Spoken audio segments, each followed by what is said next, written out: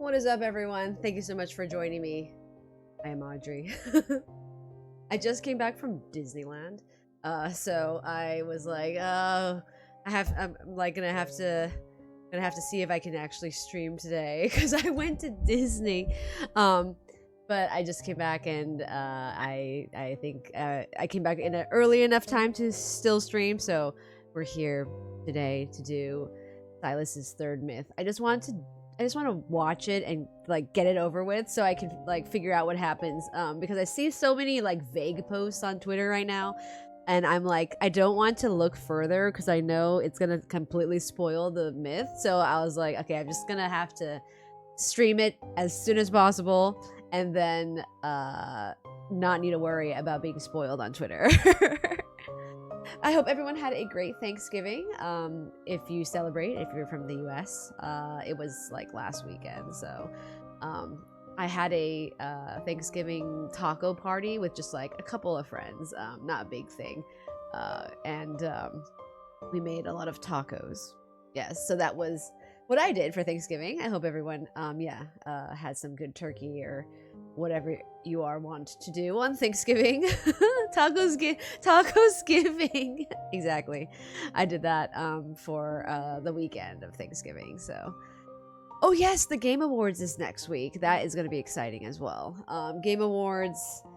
I think that Claire Obscure is probably going to win. And also on Friday is the FF14 7.4 Part 2 PLL, so I'm excited to also watch the trailer for that one. E33 Expedition 33 sweep. I think they have a good chance to win.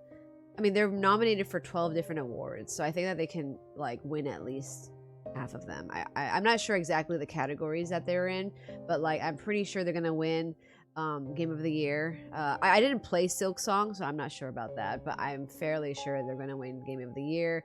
And our best RPG, probably that one as well. Keyblade. Oh my gosh, Kingdom Hearts is, I don't know, yeah, like it wasn't even in the most anticipated game category, so that was really interesting to me. I thought that it would at least make that, but yeah, this year's Game Awards is kind of different because there's not many like Final Fantasy or Square Enix presents. So Audrey, don't you want to stream on Twitter too? Twitch will delete the video, so I will miss this stream in the future. So like I want to stream on Twitter, but I don't know what's wrong with my computer because every time I stream on Twitter, it like makes my audio mess up or it crashes my Streamlabs. So I don't know how to fix that.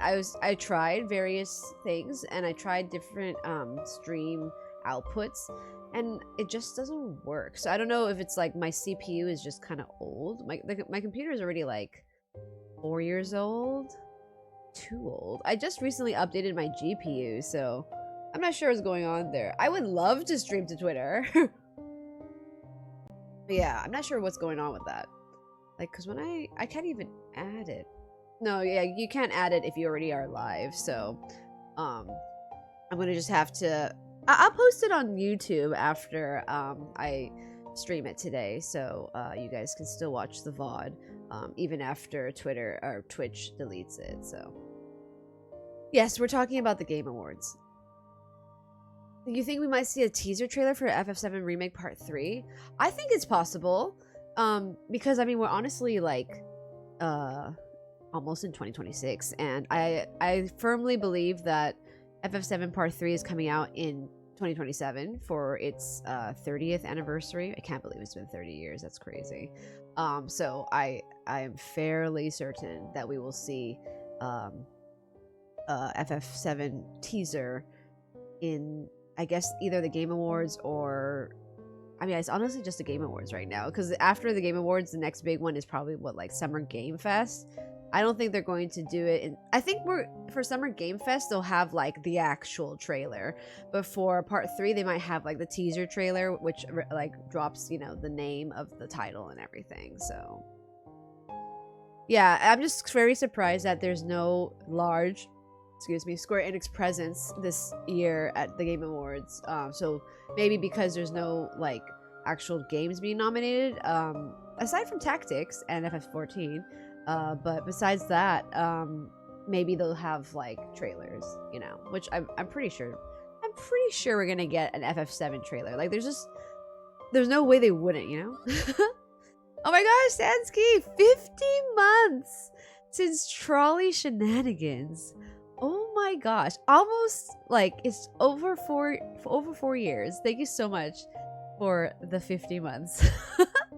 I still play FF14. Right now, I am I do it off stream, obviously, but I am leveling up my blacksmith. I'm almost going to have one of each crafter and gatherer, so now I can always do the job roles. My blacksmith is like level 30 or something right now. How many parts FF7 Remake's gonna have? They're gonna have 3. They have 3 confirmed parts right now, so did you hear of a game called Where Winds Meet? I did hear about it. I did look at the trailer, but it doesn't really look like something I would be interested in playing. I don't know. Like, I'm not a big fan of that, like, Dark Souls kind of, it looks like they combine like The Sims with Dark Souls, which is like, I don't know. If you're playing it, let me know how you like it though. Someday you'll get there. I'm trying to get to, yeah, level 100 for blacksmith, so I can finally unlock, or at least level 90, so I can unlock the last leg of the role quest for the crafting and gathering, so I can see what happens to the gay Vieira couple, because if you did the gathering quest for the Vieira couple, I mean, they're not actually a couple, but like the 2 male Vieira, I'm just very curious what happens, because like at the end of the gathering quest, they basically move in with each other. It's like this these 2 Vieira, male Vieira, and so I'm just curious like how their story concludes, because like at the end of the gathering thing, they start moving in together, and then like the male Vieira from the V, I think they're called V Vieira, from Othard, is like, oh, I would like to travel the world, and I would like to bring you with me to the Shatona Vieira, and that's how it ends. And then so I want to know how it continues. But anyway, that's what I'm doing for F14 right now. But today we're here for Sylus's third myth, guys.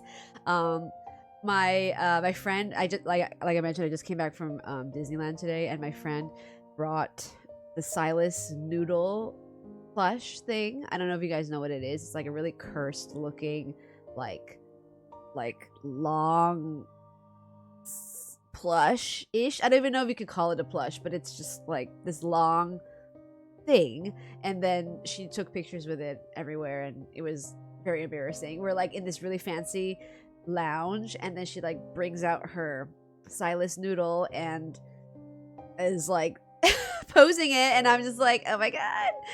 Elongated Sylus, exactly. It's like I don't even know how to explain what it is. It's just really cursed looking. It's like this tall. I would say it's like, I don't even know, like 1 foot tall, and it's like, it's actually a plush with wire inside, so you can make it like pose. It's really weird, but anyway, she brought it, and yeah, she was doing her oshikatsu, living her oshikatsu life in Disney. It's like literally like, what the hell, sure. I know there's a bigger version of the Sylus noodle, and it's also cursed. Yeah. It's just, anyway, so today, aside from the Sylus noodle anecdote, we are playing the third myth for Sylus, his Silver Wing Fiend. Vampire themes, gothic, bloodborne. That's what I'm getting at. You'd 100% do the same with Emmerich. I don't think I would. It's really weird, Sansky, that plush. It's like, it's not even, it looks like noodles. I don't know how to explain it. But anyway, let's just jump right in, guys. Okay, I actually got Sylus, his third myth, within 30 pulls. I am very, very surprised. Whoa. Oh yeah, right. I actually, like, I haven't actually played Beyond Cloudfall yet, but I did watch Beyond Cloudfall on stream a couple months back, but haven't actually played it because I didn't have time. But that is fine. I know the entire story. Yeah, I got it in 30 pulls. I got 2, both of them, in 30 pulls, and then after I think 50 or 60 pulls, I got 1 more of Sylus's card. I think it was this one. So I just need 1 more, and I can get his like torn up outfit. I'm not really a big fan of the blue. It reminds me too much of like Genshin Impact. So I don't know if I'll like actually try for that one. Ooh, going on. I'm gonna make sure it can load. It's fine. Today is yet another lad day. Yes, indeed. Thank you guys for joining me. Okay, let's just start. Oh, they used the music from the wedding. Oh my god, that's not okay. Right from the start, the feels. This is the best song in the game. Okay, I'm just gonna listen to it for a little bit. I wonder if they extended it. Do they have the full version? Wow, why would they do this? Why would they do this to us? It's the chat. This is so like Bloodborne vibes. I really like the gothic aesthetic. I'm not like a huge fan of Sylus's costume, but I love Victorian era aesthetic. I have tissues. This time. Okay. I just want to listen to the song. Give me a second. Soak it in. Let me know if audio is okay, guys.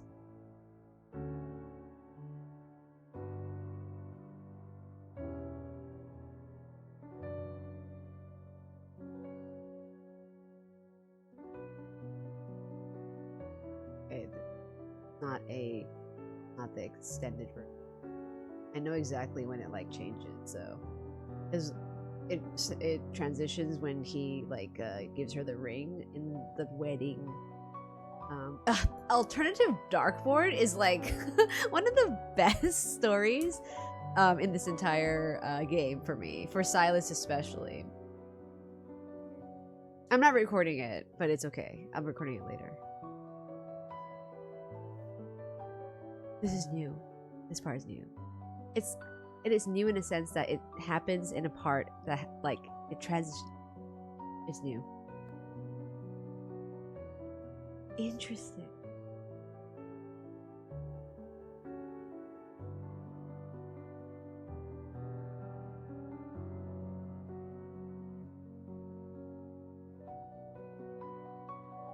Oh, interesting how they transition.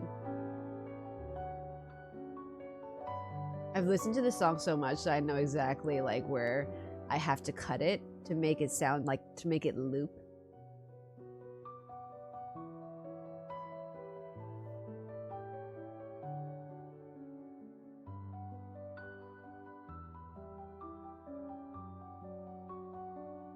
Oh, this is... Oh, interesting. They don't have the part where he in the alternative Darkborn card, when he kisses her hand and gives her the ring, it transitions to a different like bridge. They didn't have it in this song, but it's okay. It's still beautiful. Anyway, let's just continue.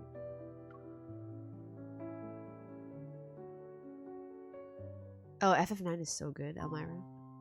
Okay, let's focus. Let's lock in, guys. Lock in. Okay, the fanatical blindness is born from the darkest depths of ignorance. An era in death's shadow engorges itself in magical fantasies. Mages represent the mortal world's hope and faith. Fiends rendered in verse whisper their way through the aristocrats' banquets. Masses worship magic's radiance, and mages yearn for the sacred core's mercy. In a world of imminent decay, entering the sacred core is the only method one can use to rewrite fate. The only path. Doomsday's Realization, Chapter 1. Okay.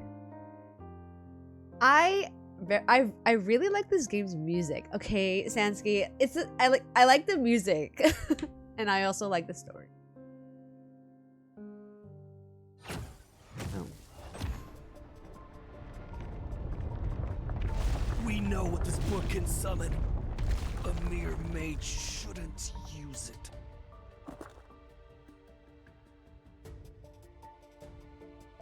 Okay. Mage. Not after that. What I want is Sylus. Oh. Okay. Are you aware of what happens to those who dare to summon the Archfiend Sovereign? Okay.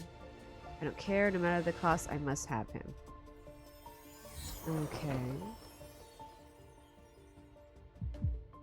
I really wish that MC voiced this. My curse is revealing itself once more. Her curse? Like her curse from... When does this happen in the game? Is this like after Beyond Cloudfall? Or before Beyond Cloudfall? How the fuck did they go from the dragons to vampires? It happens after. Okay, okay. A magical glyph appears under his palm, and a creature made from soulfire leaps forth. Fiendish flames, curse mine enemies. So her curse is like her own curse? Bones.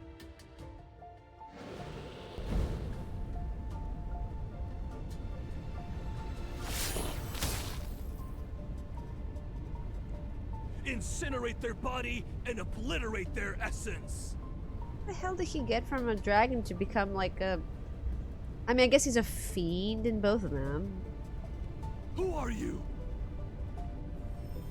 Red crystals rise from the glyph and pierce the creature. They also impale the fire mage's legs. Oh god.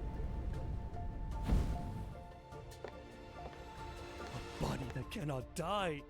A monster such as yourself wishes to summon a fiend to enter the sacred core. Sacred core. You're already immortal. Why would you rewrite your fate?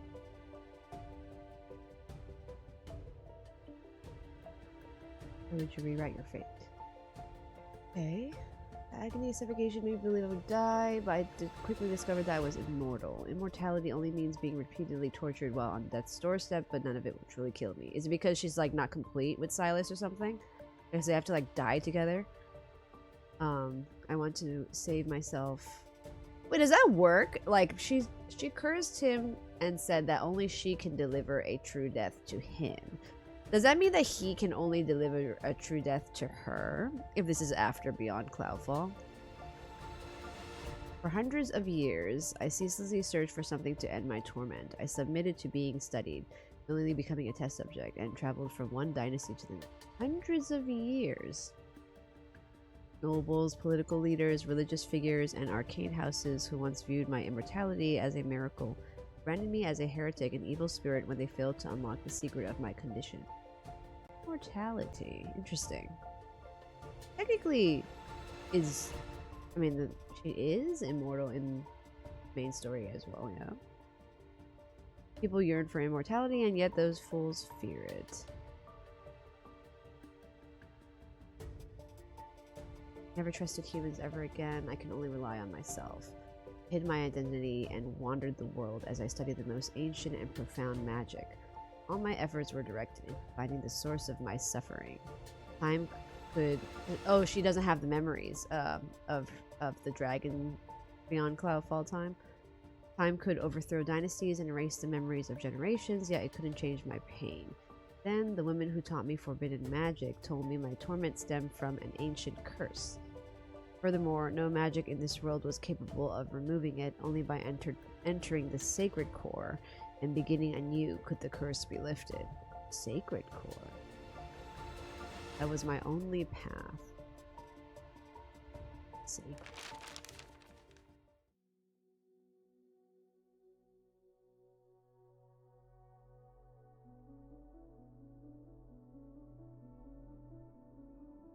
Curse is beyond my memories, and yet at this very moment I sense a strange lightness. Lost count of how long it's been and how many mages I confronted for this tome. Born immortal, time and memory are destined to fade. How does she know Sylus is just like, is he a legend in her current timeline, or turn the tattered pages with my blood-stained fingertips and dark ink rises. That name seems to awaken from its slumber. Oh my god. His name is ancient and no different from night itself, yet it's neither a divine whisper nor a simple inscription on stone. Depraved, he descended into 7 shadows. Into the 7 hells? He's in hell. In that realm, light has never bowed its head. A lonely city stands as his coffin. Only the purest of blood serves as his sustenance. Summon an underworld's fiend. The ritual's glyph must use blood as its chain. Draw the spiral and connect the shadows. Those who bind him will inevitably be bound themselves.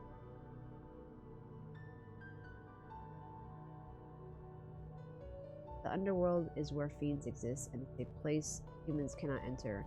However powerful mages can summon fiends to serve them. This looks like... Is this a dragon? Wait a minute. Isn't this in Beyond Cloudfall's background? And Sylus, a name whispered amongst mages for centuries, is the underworld's uncrowned sovereign. The pain inside my body temporarily subsides. Before the searing agony tears through me again, I must summon Sylus. Can only enter the sacred core with his immense power. Find an abandoned sanctum. Following the book's instructions, I use my energy to draw the summoning glyph. Okay, just doing some summoning ritual. Sylus. Okay. Oh my god. This is way too, like, jittery. Hold up. Wait, the frame rate.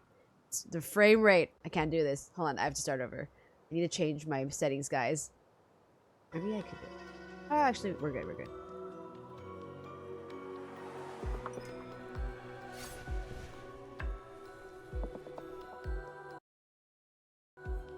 What the hell? What the heck is this? Can I just skip? Oh, that's painful.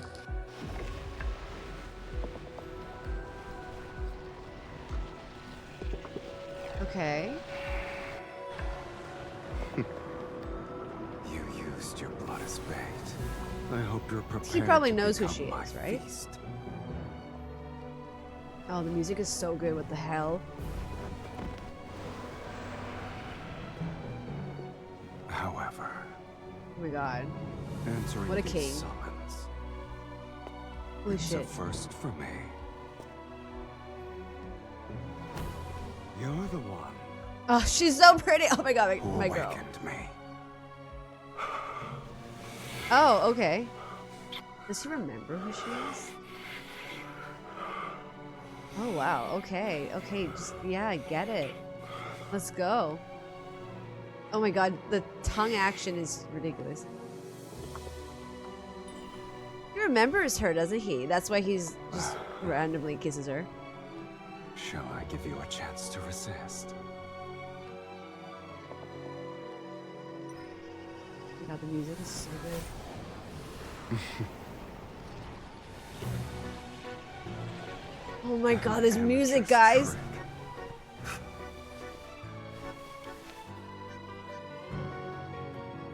This is how you should do it. He just throws her like that. Oh shit, oh shit. I wasn't paying attention. Oh, I missed that QR, the QT. You have some worth. It's like Cloud and Sephiroth fighting. This is fucking cinema, dude. This is amazing. But this ends now.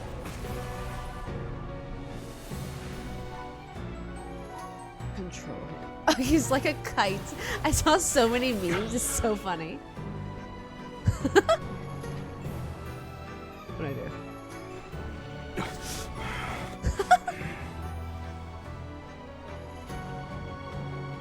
Oh.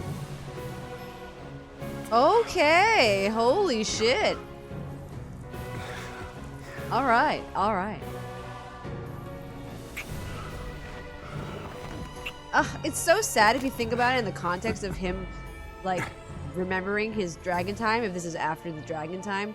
That's why he is, like, happy to see her now. Actually, so sad. But she doesn't remember him. That fucking sucks! Your blood. It tastes better than I expected. Alright, you can command me. Until your blood and power fulfill my desire. Ugh, this music, this cutscene! Okay, I need to listen to that song on repeat tomorrow. Amazing. Absolutely amazing. Oh, look at that. So good. Okay, that was epic as hell, guys. Speak. What do you want me to do for you?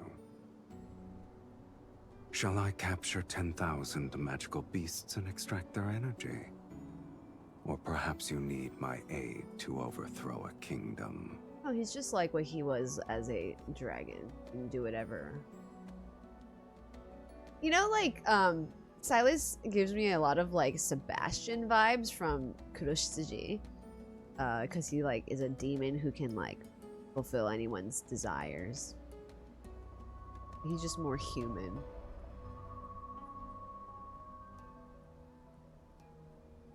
You're quick to find me.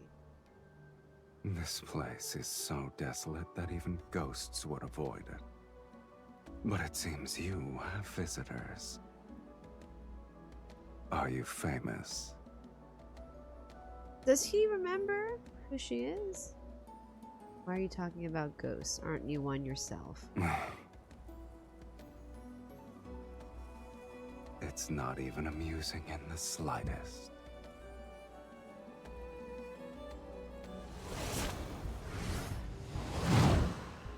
Several shadows materialize in the air before surrounding me, and Sylus, wearing a robe, the man acting as their leader, points at me. You're the one who killed the fire mage? Both of them don't remember anything. Oh. Then why the heck does he kiss her like that? It's like, what the hell? I turn to Sylus, kill them.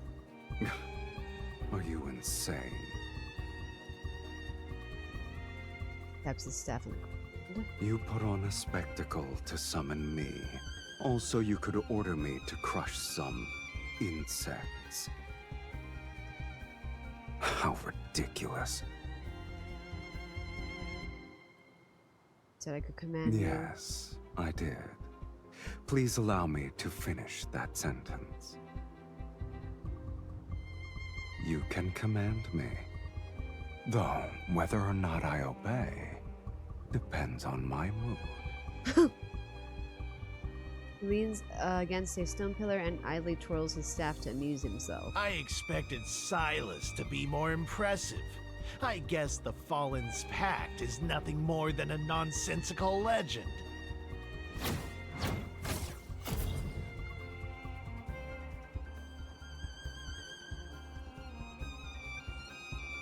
Sylus, you're making me look like a poorly executed joke. The summoner determines one's reputation. You are nothing but a nameless mage. You don't know the saying, then? What a person uses reveals their taste, ability, and status. Oh, linkage. Interesting.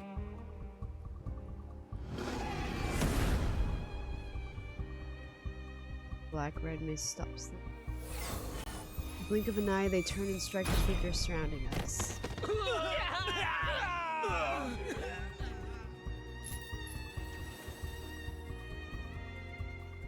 Doesn't matter if I'm a renowned mage or not, you're Sylus. Since I'm your summoner, you should be the one to validate my reputation. Your logic is sound. Clever, even. The stars have shifted. and the most powerful mages across Philos have gathered in Velmir. They're waiting for the sacred core to manifest. Is Sacred Core Ether Core related? It must be, right? Accompanied by a fiend, you shall be a target everyone will fight against. And you still hope to enter the sacred core to rewrite fate? Your dreams are...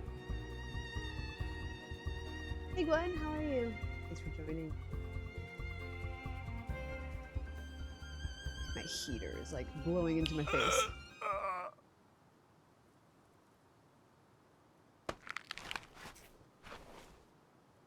Pledges his throat in silent agony as if struggling against an invisible hand.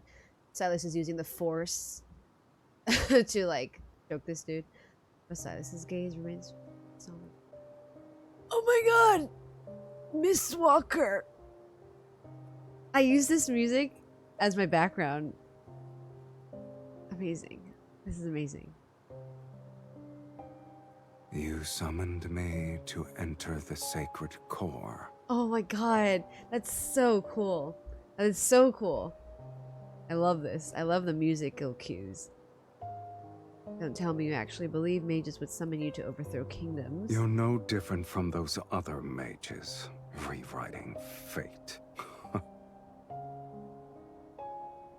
How boring. If you help me enter the sacred core, you'll be able to break the linkage between us sooner. Perform an insincere curtsy. Welcome to Philos, Archfiend Sovereign. It's the epitome of boring. Ah, this music.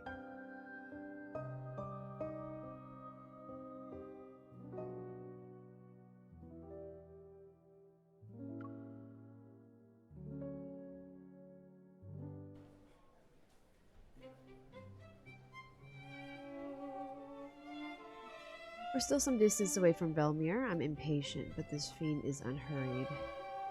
I'm tired. I need to rest. He gets tired?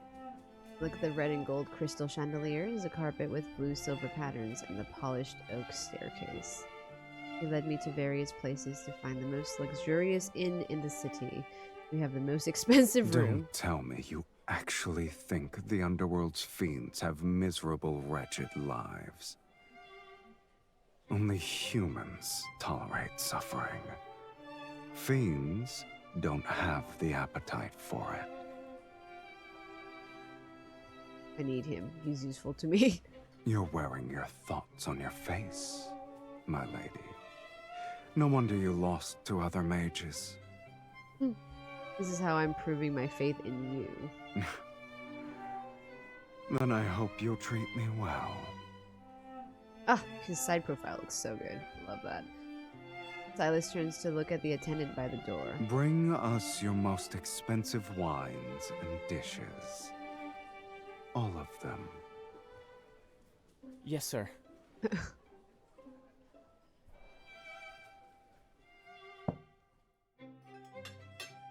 It seems like alternative Darkborn is like the precursor to this myth. Or the successor. The enormous table is filled with exquisite dishes, separated by a dazzling array of silver platters and candelabras. Sylus and I sit at opposite ends. I viciously hack at the steak on my plate while staring at him from across the table. He swirls his wine glass. Books say fiends feed on blood. I didn't expect your appetite to be enormous and diverse. Your tomes are correct about the blood part. Why did you order so much food? I have to make it special. This is our first dinner. What the hell? Who's gonna pay for this? He surely can pay for this, right? With his demon money? He raises his wine glass in a toast. To you, Miss Mage. Thank you, Devin. Miss Mage. And to our last dinner. Okay.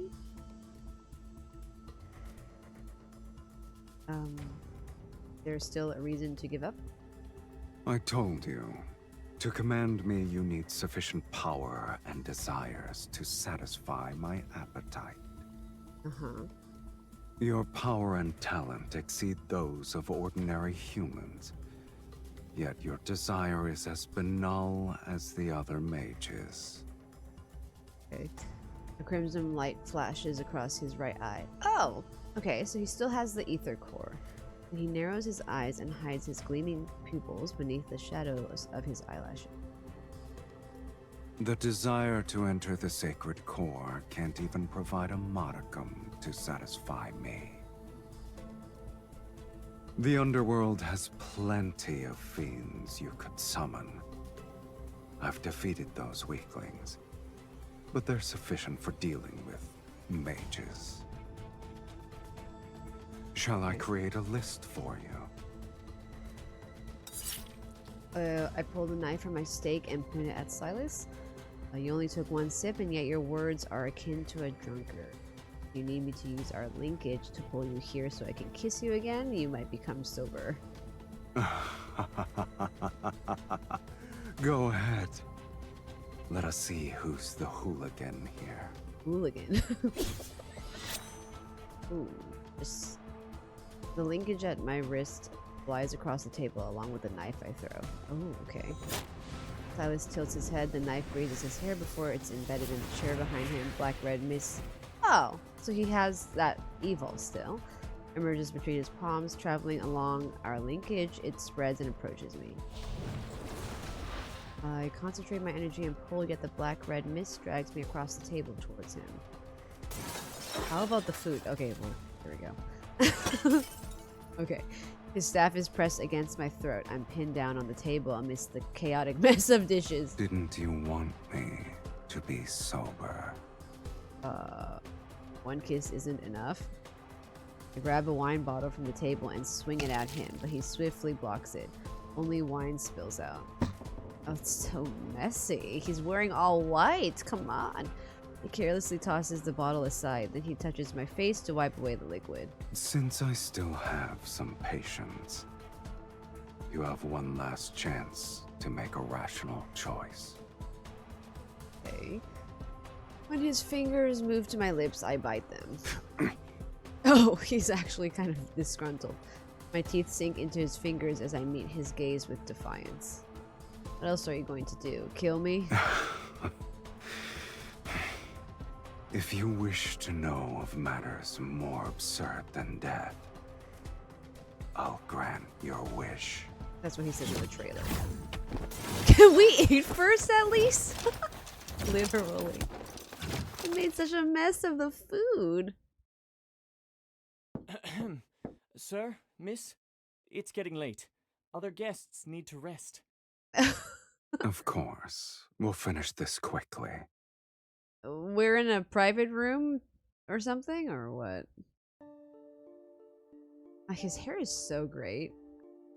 I love how what they did to it. Chaos in the room moves from the dining room table to the bedroom. Oh, okay. I barely dodged the energy blades from his swinging staff. Before I can launch a counterattack, I'm pinned to the headboard. Shh. I'm certain there are quite a few mages staying here. I wouldn't be surprised if their destination is Velmur. This is actually really funny. Unless you want to expose yourself at this very moment. Perfect. They could help me defeat a fiend such as yourself. If you kill a few in the process, I'll have fewer enemies. What a shame. I've already gotten my fill of entertainment. This is entertainment? Did you honestly believe this meager linkage magic could restrain me? I wonder why you didn't think about the fate of that tome's author. Tome's author? Who wrote the book? Right.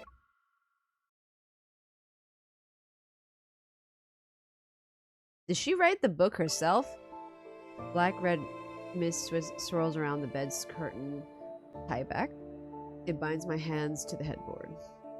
Forcibly breaking our linkage will harm us. Do I look like I care? Okay. You won't perish before my eyes.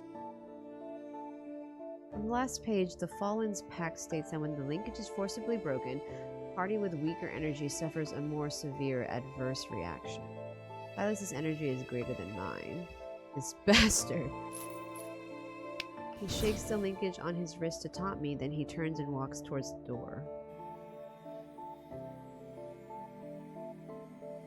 As the distance between us increases, the linkage connecting our wrists grows increasingly taut and the force surges up my arm. It overwhelms my body.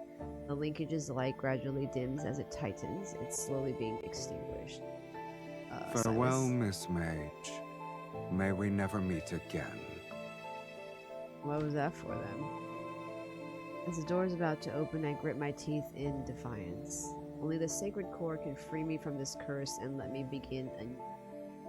Countless aeons have passed before my eyes, and I miss my chance to enter the sacred core every time. What is the sacred core? Is it like an actual like church or something, or summoning Sylus is my last desperate attempt for everything to end so pathetically. I refuse to give up. I'll find another way to summon you.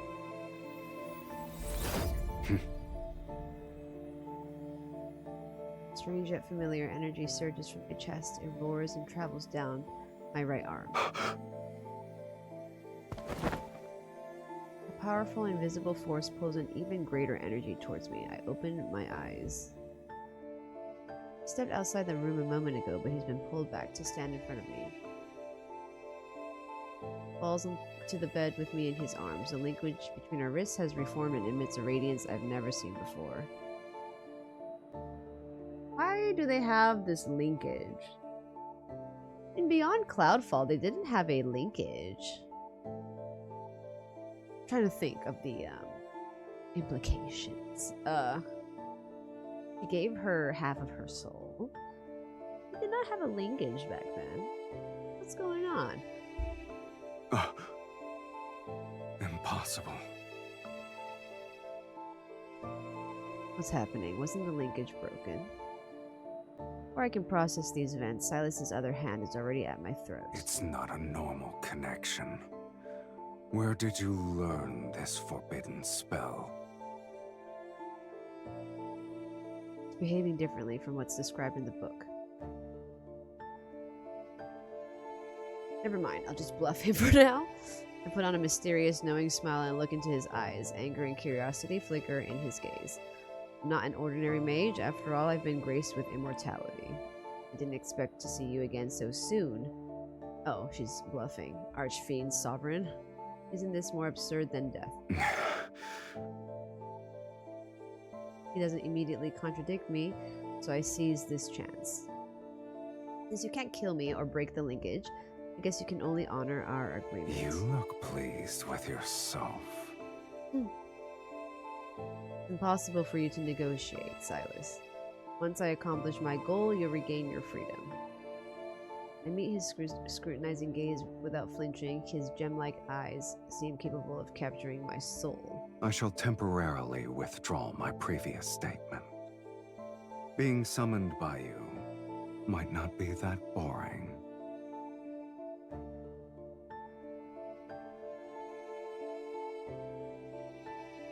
Pulls his hand back, and I secretly let out a sigh of relief. Then I'm aware of the lingering warmth in his fingers left on my neck.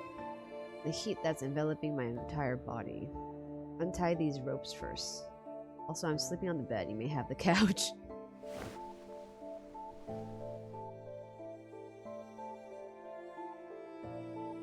I'm hungry.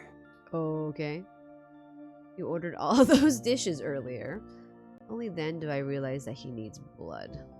I haven't been fed since I was summoned, and the energy I've expended is astronomical. He still has the ether core. I planned to go out to feed. Alas, I can't leave. Alas. The restraints are gone, but his warm hand remains where it is. His thumb caresses the inside of my wrist. I doubt you want to command a weakened fiend. He's manipulative. Already midnight. Letting him feast outside will attract the attention of other mages at the inn. Of course he knows my concern. He's simply negotiating. I'll respect your decision, Miss Mage. Take a deep breath and offer him my wrist. Hurry up and drink. I need to rest. Just so you're aware, I like the taste of your blood. Okay. Fingertips brush over my veins. Under flickering candlelight, sharp fangs pierce my skin. They're neither brutal nor gentle. Scent of blood filled. Oh my god, this is why he bites you? Ridiculous. His eyelashes slightly tremble and his Adam apple bobs. Crimson hue stains his lips. This is the origin of the palm motion?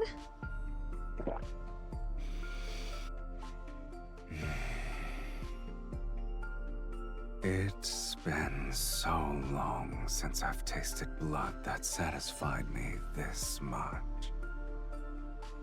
Thank you for your generous hospitality. Personally, I'm not a huge fan of the vampire trope, like just in general. I never read Twilight. Not a big fan of that. But I mean, I'll see how this goes. After his meal, Sylus lies down on the sofa. He had his fill. Night is quiet. Moonlight pours in through the gaps between the curtains and shines on my wounded wrist. The blood has crusted over, and my injury shall heal. Soon, nothing will remain but a faint streak of dried blood. Sansky, look, nobody is perfect. Some of us are just vampires. This is the immortal body everyone yearns for. Once Sylus helps me enter the sacred core to rewrite my fate, I'll become an ordinary human, one that dies after their blood is drunk. In this era, death often descends without warning. Age, health, wealth, status, nothing can stop it. Sudden arrival. This is a world living in death's shadow. Yet I wish to exchange my endless torment that has lasted hundreds of years for death's inevitability. I'm an anomaly in this world in body and soul. She's missing half her soul.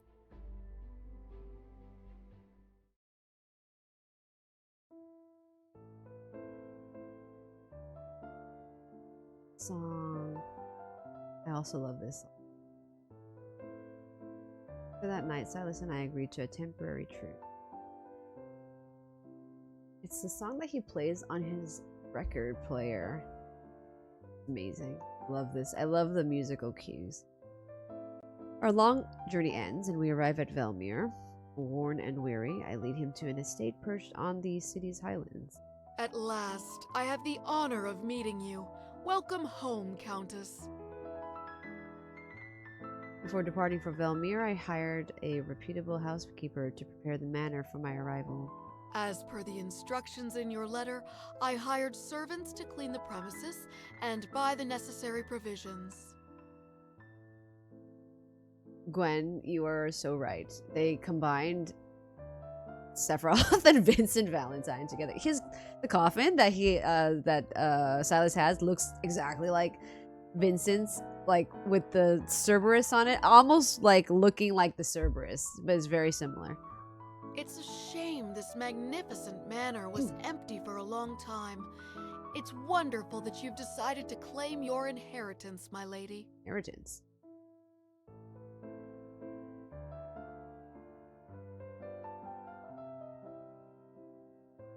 This is my great-grandmother. Here's my grandmother, and this is my mother. Oh, okay. Interesting. Point to each portrait as I introduce them to the housekeeper. Your lineage is unmistakable, my lady. You're the spitting image of your mother and grandmother. Oh, fascinating. She has actual family?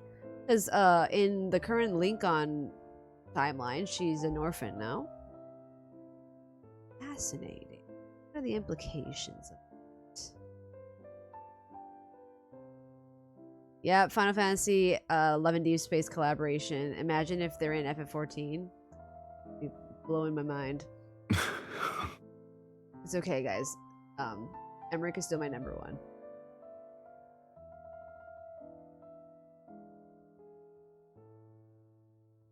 What are the implications of her family lineage? It's very interesting. Sylus, who's been standing behind me, lets out a soft chuckle. He leans down to whisper into my You're ear. pretending to be your entire lineage by yourself? You've outdone yourself. Right. That makes sense. I was like, wait, she's immortal. How the hell would she have family? Emmerich is my number one, she says, while looking respectfully at lads. It is true. All of my stuff around here, like you can't see it, but like everything here, I have a couple of Sylus stuff, but mostly it's just Emmerich. I risk the urge to turn around and glare at him. Instead, I maintain the proper decorum that it's expected of nobility. Please forgive my negligence. May I ask who this gentleman is? He's my fiance? I'm her husband. Oh, I see. Yes, we're married. You may address me as Count Cyrus. Cyrus. My apologies, my lady. You didn't mention your marriage in your letter. I thought... I shall prepare the necessities for the Count at once. There's like all of a sudden she turns up and she's, by the way, I'm married. Taking advantage of the housekeeper's departure, I pull Sylus into the bedroom. Okay, that was fast. What are you planning? I only said one sentence. You're supposed to follow my orders. Who gave you permission to define our relationship? You were going to say that I was your fiancé, yes? Raises his staff to point at the bedroom door, then he lifts his left wrist. What sort of noblewoman allows her fiancé to stay in her bedroom from sunrise to moonset? Oh. Velmir won't stop speaking of your name before sundown. Or are they like really religious or something? Like, why is that an issue? If that's what you want, then it's not too late to change our story. I've been traveling for so long, I almost forgot the etiquette established by Philosian nobility. Have you decided? Should I be your fiancé or your husband? Matters not. It's settled then, my dearest wife. Uh-huh. Suppress my annoyance and point to the couch on one side of the bedroom. In this room, your place will always be there. As you wish, my lovely wife.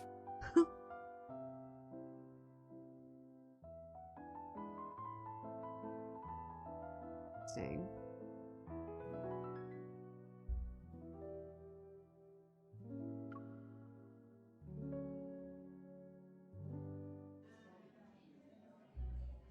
Oh. Do you like this? Yeah, that's Oh my god. Okay. They're also playing the music. Next item in our collection has been salvaged from shipwreck relics. This Here angel is a tortoiseshell incense box and with the music relief is carvings. the dance music from the main story. The musical cue, guys. It's so good. Holy shit.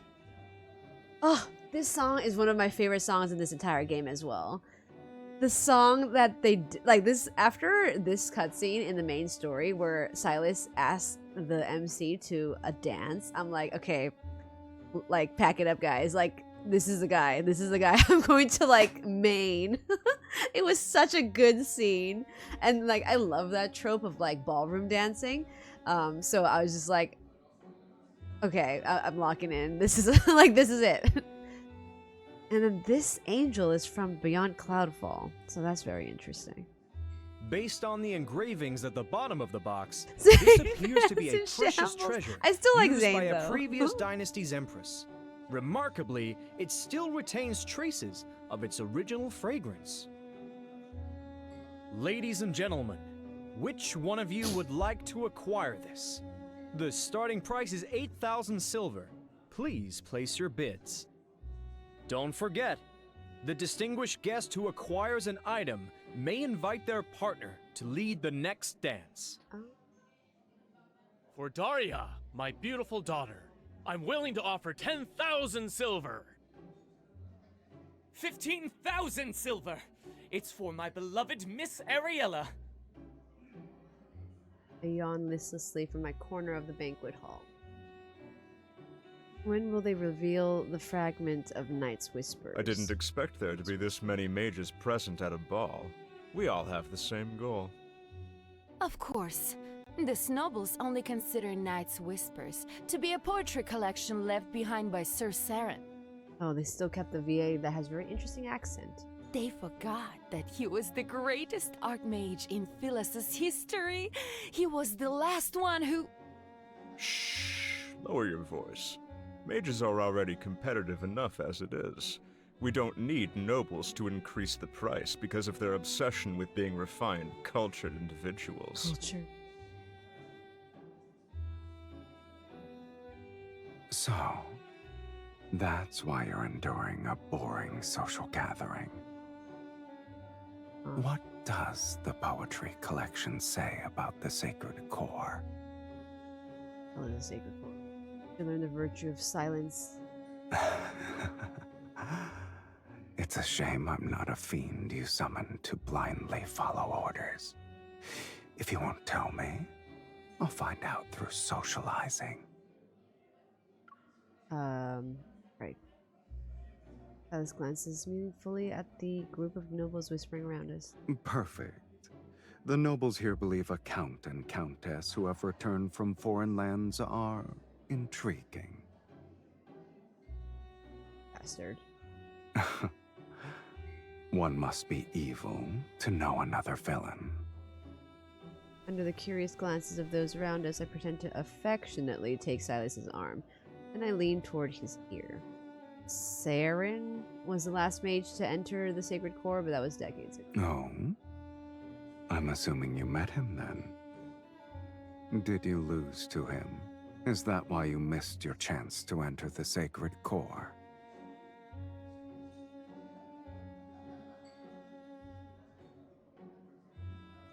Hurriedly caressing my cheek, he savors my silence. I guess the mages believe he wrote a prophecy that tells of the sacred core's next appearance.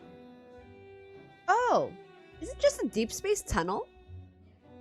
This arrogant fiend must have an exceptionally brilliant mind. Your goals are all so banal. But my curiosity is piqued, I admit. How do you plan to outbid these mages? A noble repeatedly bidding against them would raise suspicion. I'm not that foolish. Besides, who says I have to bid? I see. I've underestimated your intelligence, Countess.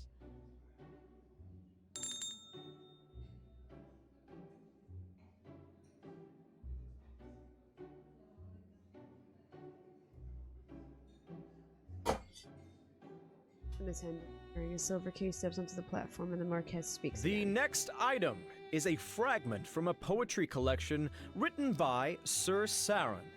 It's called Night's Whispers. He was more famous as a mage. Several of his poems circulated in a royal court. Here's my chance.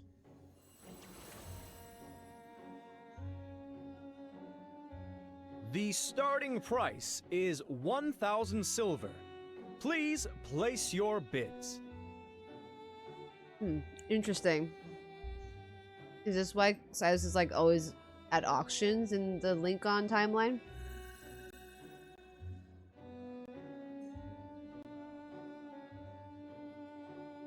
$5,000 silver. 10,000 silver. I'm willing to offer 20,000 silver!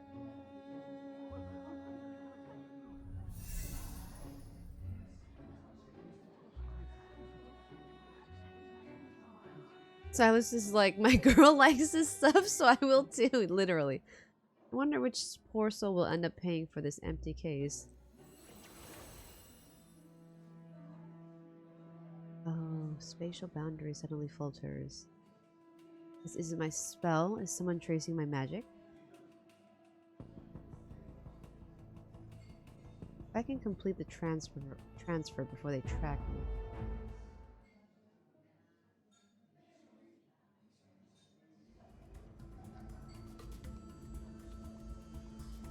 I didn't expect so many to have a great interest in a poetry collection.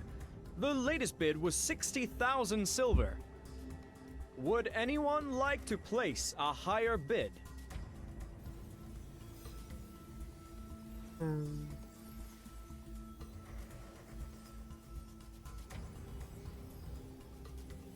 I pretend to be a delicate noblewoman. Feather fan. Oh, it's like in that event story.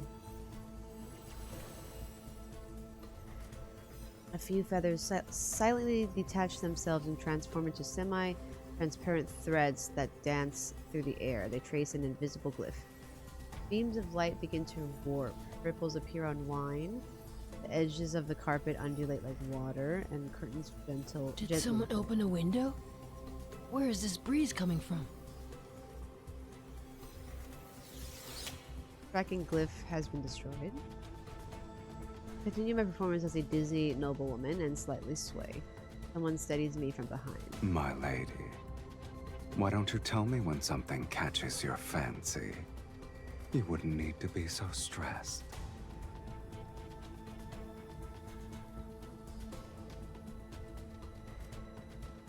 Since you know what I'm doing, you should help instead of mocking me. Here's a hint for all of you. The next dance is called Moonshadow Waltz.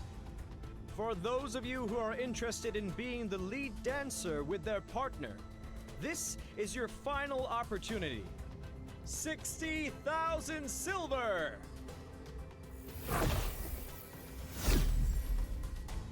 Not again? Who's attacking? Since you earnestly made a request for my services.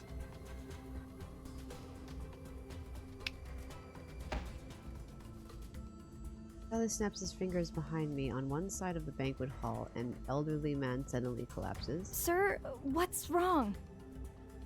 What's happening? Someone has fainted? Quick! Call for a physician! I shall abide by your wishes. Causing trouble? Do we need to draw more attention? You asked for my assistance, yet you're unhappy with my methods. I didn't kill him. That's already being discreet. Sir Saren's poetry collection for 60,000 silver. 60,000 silver going once, going twice. 100,000 silver. Okay. Did you say 100,000 silver? Sir... I'm Count Cyrus, and I am willing to pay 100,000 silver. What is happening?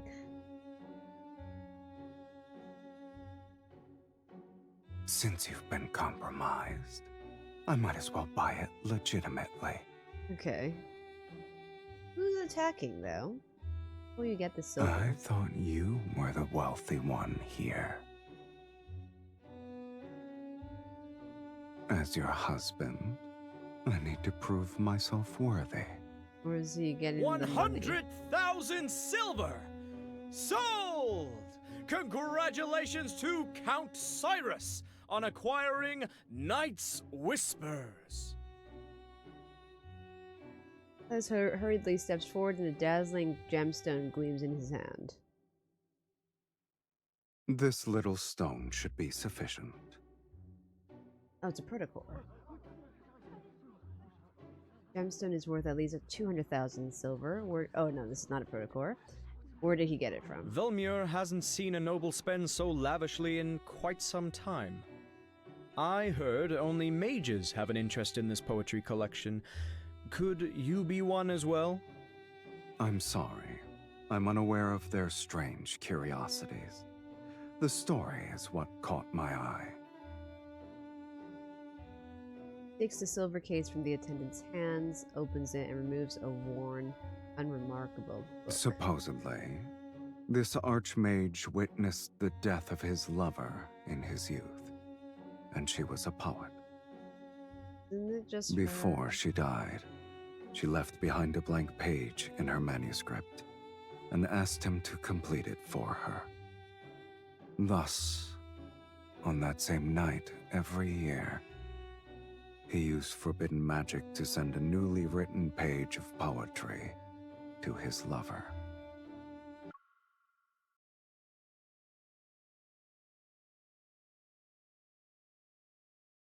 Oh. Okay. It's like Yakuza. Okay. Until they formed a complete collection. These pages are his lover's epitaph.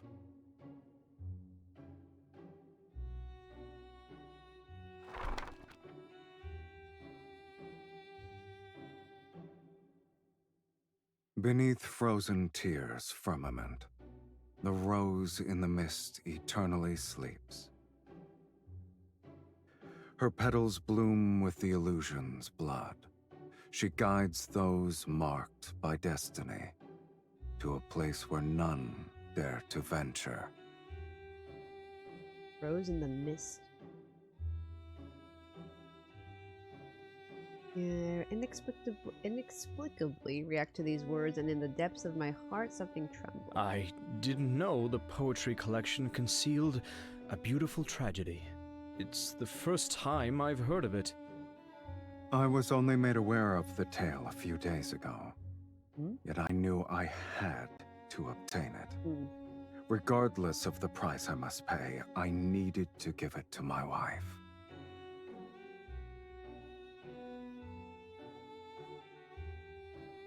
In the room, all eyes are on us. He hands the old book to me. This is like such a funny, like, fake marriage trope. Like, it's literally My like lady, fan fiction. We have only tasted the beginning of marriage's joys.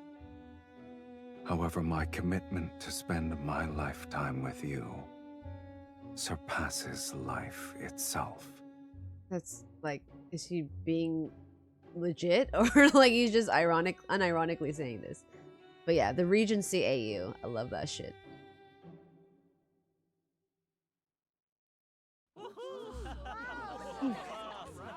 I believe All right. the Count wishes to extend an invitation to his wife for the next dance. Oh, that's where they have this dance music. So good. My dearest wife, would you be so kind as to dance with me? Everyone is watching our every move. I have no choice but to put on a blissful smile and place my hand in his.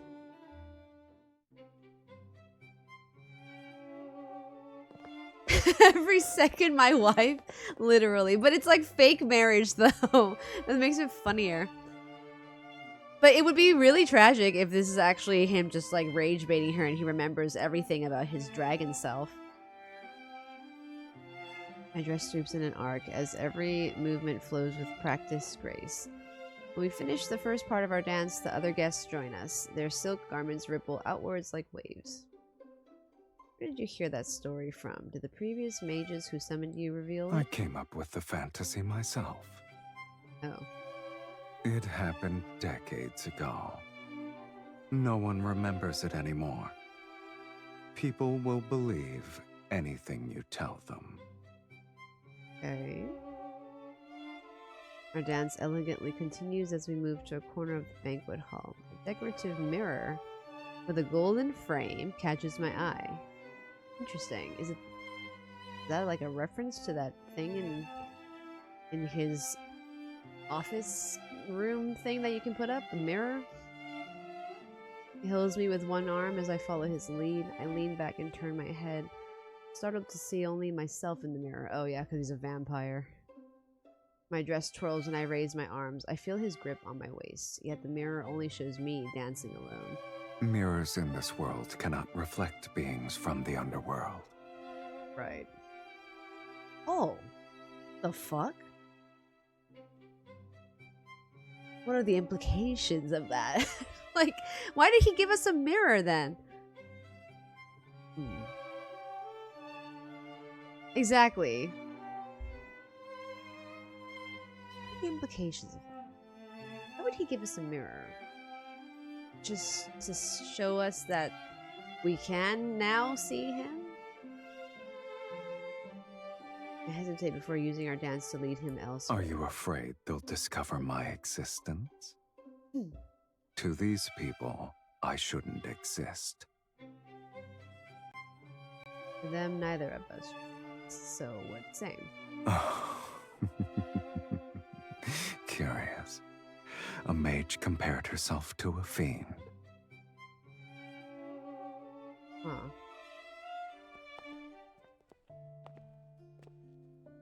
Oh, this. I love this. The hair, it's just, so good. Our dance concludes. Since today's objective has been achieved, I take Sylus's arm and make an excuse. I'm still perplexed. If that person didn't trace my spell in the beginning, none of the other mages would have noticed me. My ripple was quick and precise. I have no idea how they managed to detect me.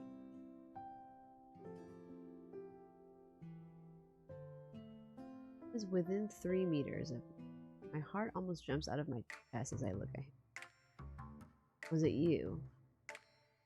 Oh, he's the one who did it? I did think that. Don't let your mood be so easily affected. Remember, we're still in someone else's mansion. Our actions at this ball will become the gossip passed between guests. Okay. Is fighting your husband who gave you a precious item a wise choice? Okay. I grit my teeth before forcing myself to smile for Marquess Swain as he comes to bid us farewell. By tomorrow morning, the tale of your loving devotion will be known throughout Velmure. Okay. Today's ball was truly memorable. Once we're home, we'll savor it for a long time. Wouldn't Fucking you love this agree, trope. I love ballroom my tropes. beloved? Thank you for your hospitality, Marquess. This evening has been delightful. The heck? We shall take our leave. I hope you'll rest well.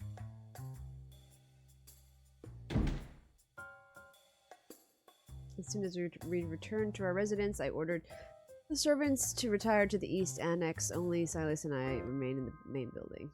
Go on, reveal the reasons for your betrayal. Me? A traitor? I wouldn't refer to it as a betrayal, let alone insubordination. I suggest you call it a test. What right do you have to test your summoner? Slowly unbuttons his collar. You must endure these sorts of trials if you want me to stay. Okay. And to serve you, I must confirm your true capabilities.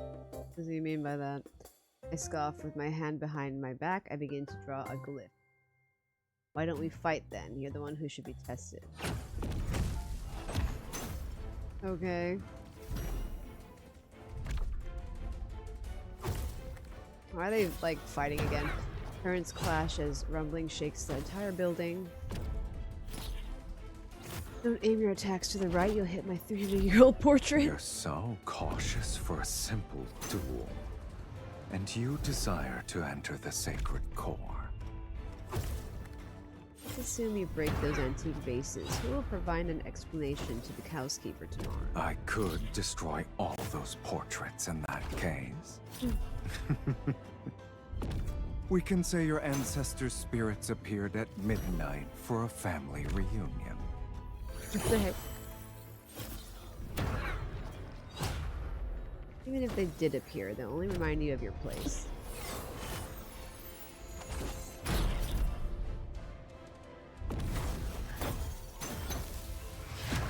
Why are they fighting so much? I don't get it. Like...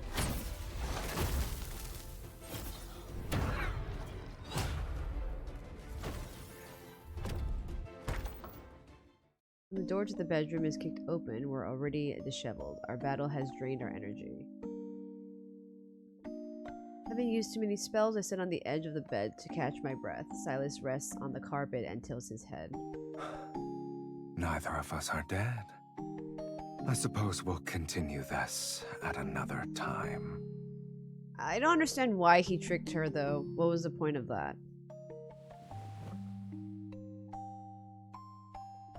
He stands up and pokes my shoulder repeatedly. He's like, hey, hey, don't sleep. Get up. I'm hungry. Let me drink from you. That's funny. He's like, hey, hey, hey. Make sure I can eat first. It's like a cat. Don't even have the strength to glare at him. I roll over instead. Leave me. Yet Sylus lies down next to me on the bed. He leisurely spreads out his limbs. I'm not allowed to be here. I turn and try to kick him off, but he lies there with his eyes closed. He refuses to budge. I can't drink blood, and the couch isn't comfortable. You either let me dine, or allow me to rest well tonight.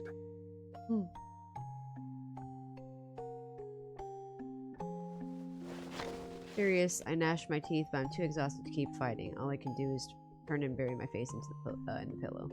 The fatigue from using my energy washes over me, and my consciousness quickly blurs into nothing.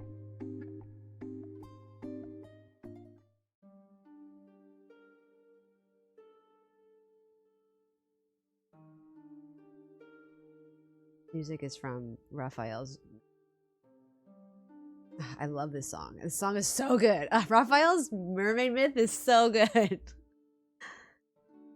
I had a dream. Endless rose bushes line a path enshrouded in mist. This music is just so good. It's the part where she sacrifices herself in Raphael's myth, and that beautiful cutscene. It's so good. But anyway, going back to Sylus's myth, endless rose bushes line a path enshrouded in mist. I walk forward as the mist grows thicker. Taking a breath makes me feel sluggish. Blurry silhouette appears and vanishes in the distance. Can't help but follow it.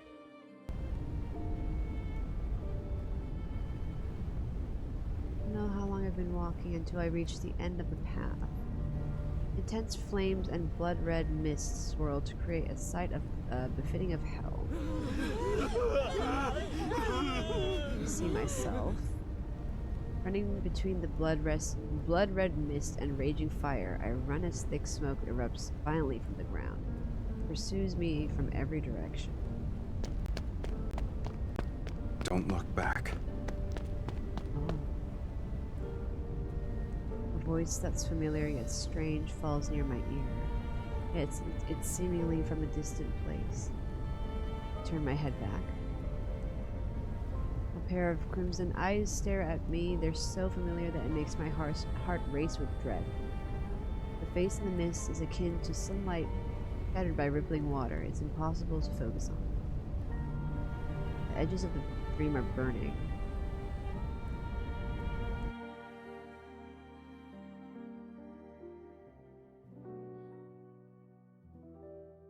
Give me 1 second, guys. I'm gonna go to the bathroom really quick, and I'll be right back. Interesting. Very interesting.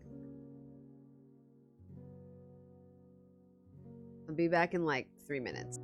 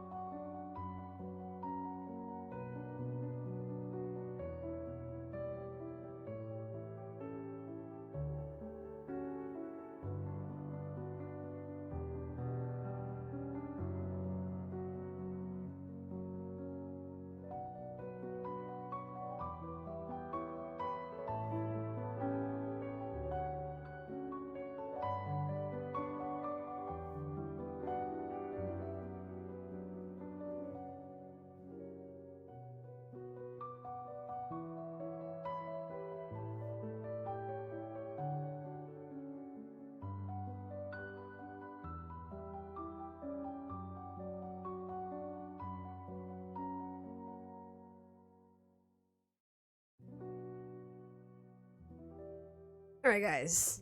I'm back. The music and the art right now is perfect. Oh! Is it? Do you guys like my Emmerich ballroom dancing art? By her name is actually, or their name, the artist's name is actually Mage. Ah! It's beautiful! Oh my god, it looks so good. See, this is why Emmerich is still the #1, guys.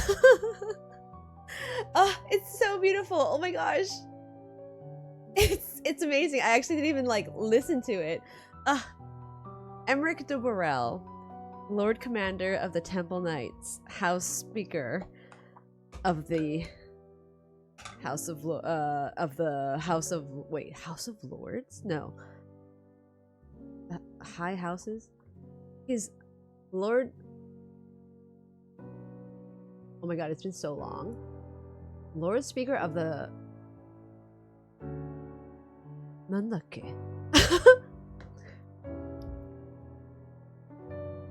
High Houses? Okay, I forgot. But yes, FF14. It's been such a long time. It's been such a long time, she's forgotten. Lord Commander of the Temple Knights, Lord Speaker of the High Houses? That sounds wrong. The Viscount de Borel. I know that. You need to rewatch Heaven's Word as Repentance. I'm a fake fan.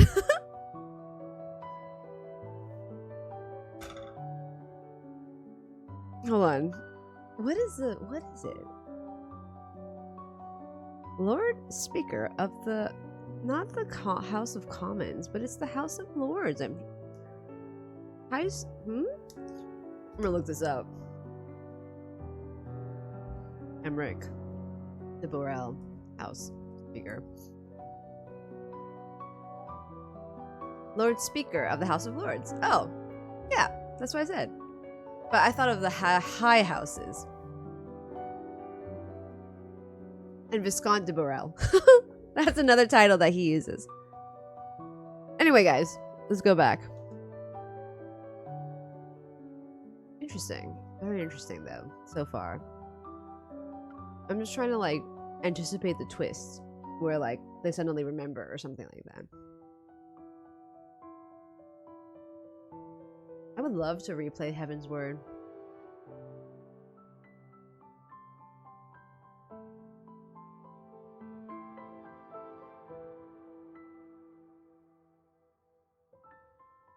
Rose in the Mist.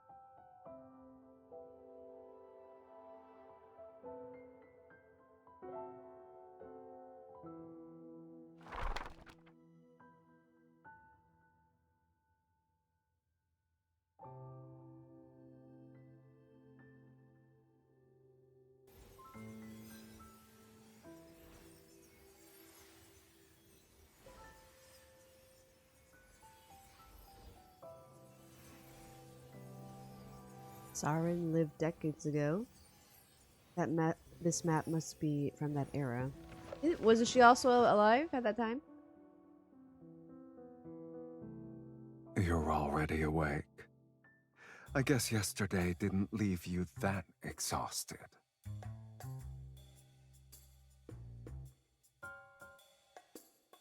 My lady, may I come in to clean? What kind of threat is that? You're not the only one with flesh and blood. We won't target innocent humans. My lady, when I was arranging the bed before, I was worried you and the Count... What? Like, I glance at the messy bed, then I force myself to smile as I link arms with Sylus and lead him out of the... She's probably like, oh, these two have kinks? Okay. Or they just, like, did it all night or some shit, right? My lady, my lord, this is a painter who specializes in aristocratic portraits. The central part of the Great Hall cannot remain empty. Oh. That's cool.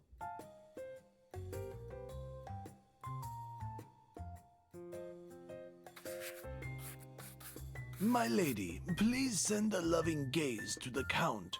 My lord, you may hold the Countess more closely.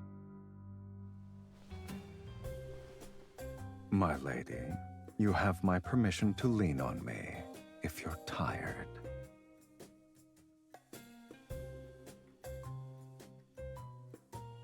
Should have asked the painter to use a gladiatorial arena. That's hilarious because that's probably the nebula shit, right? Is our background. In such a landscape, it's kill or be killed. I don't believe it suits our marriage. After all, not even death can sever our bond. I can feel the passion in your gaze alone. It's rare to paint a lively couple. I will ensure your portrait captures your essence perfectly. Okay.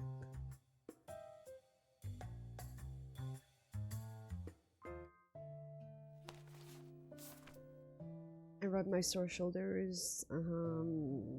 Okay. Convergence Point is on the outskirts of the former dynasty's royal capital.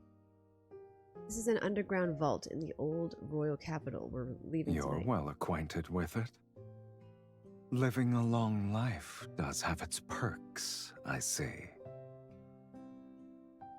No amount of sarcasm will change the fact that you must obey me. Save your strength for when we enter the vault. Remember that your freedom and hunger are in my hands. Oh, your arrogance is second to none. Pulls me to my feet. Let's go. Between freedom and hunger, you'll have to satisfy at least one. Right?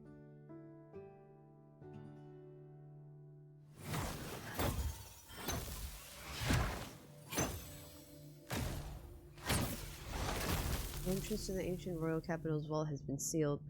Its wards are stacked upon one another to serve as an impenetrable barrier.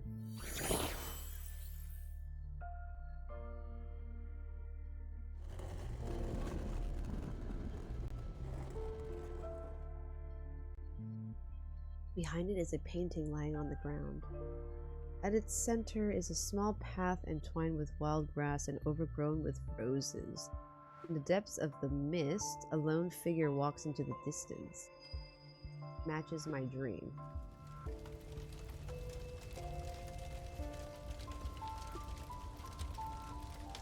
Don't let it affect you.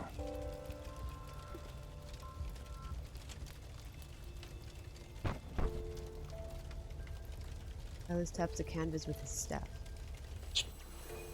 It's been infused with energy and appears to contain a seal. It's a glyph. We should be able to decode it.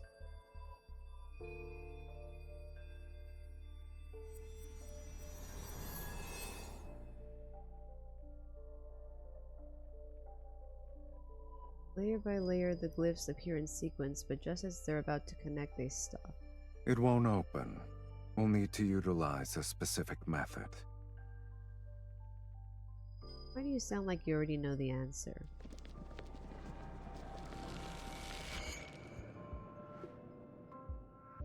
Fluctuating energy in a place like this. Oh, it's the energy, the wanderers anomaly thing. You won't escape this time.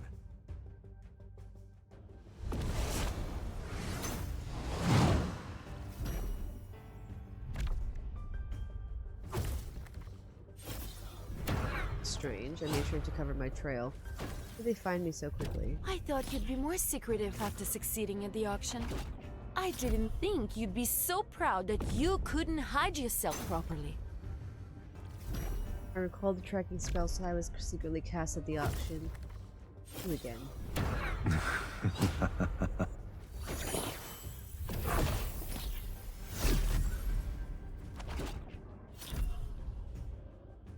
Are you going to stand there and watch? I can't help myself, my lady.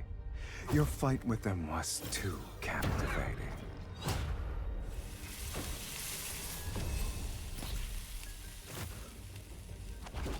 Draining my energy here won't break our linkage. We won't know until we try. Okay.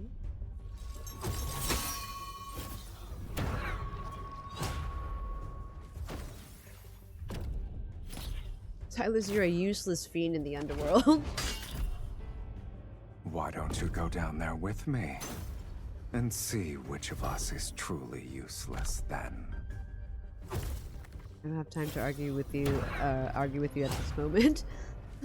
Ah, so we were arguing.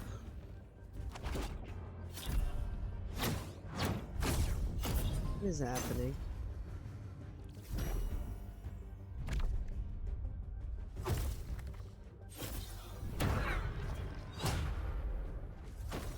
If you don't help me now, don't ever think about drinking my blood again. Is that a threat or an invitation? It's an order. Eliminate them. As you wish, my dearest wife.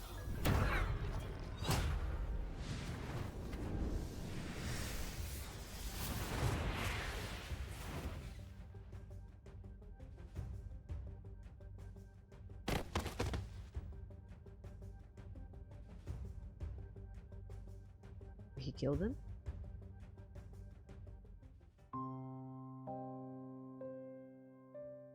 Last mage falls to his knees. Sylus suddenly bends down and bites the man's neck.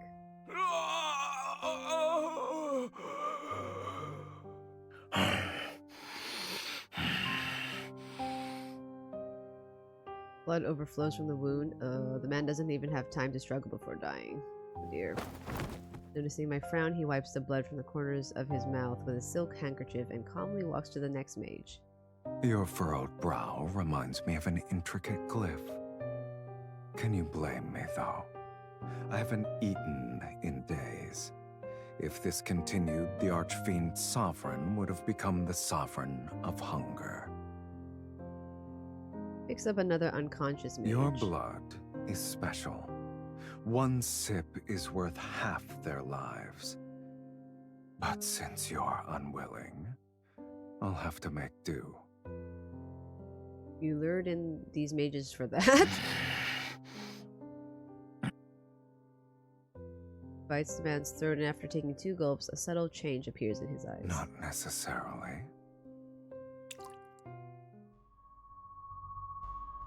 As it seeps into the edge, the glyphs flare with an intense red light.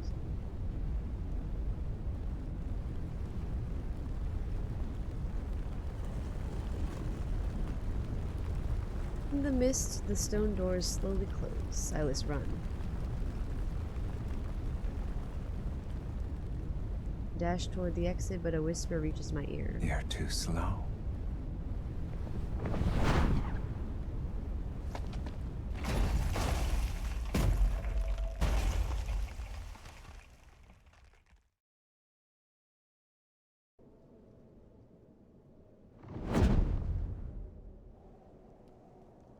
At night, Velmir sits under a cold silver, its tiled rooftops reflecting the waning moon's light.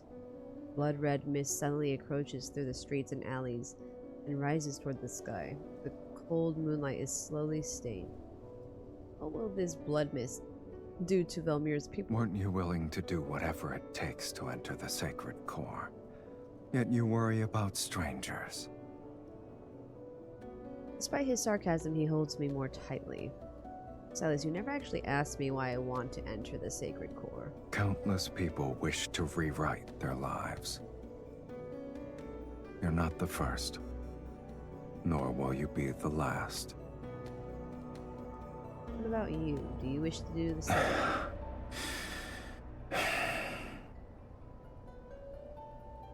The blood mist turns in the wind, no longer a mere shadow encompassing the streets. It's an omen unfurling across the sky. Tranquility I haven't felt in ages. It's as if in some distant path I had looked upon an ebony city like this. Okay, so beyond Cloudfall. In the future, I'll give you blood. Are you trying to say we'll compromise? As long as you stop giving me these trials.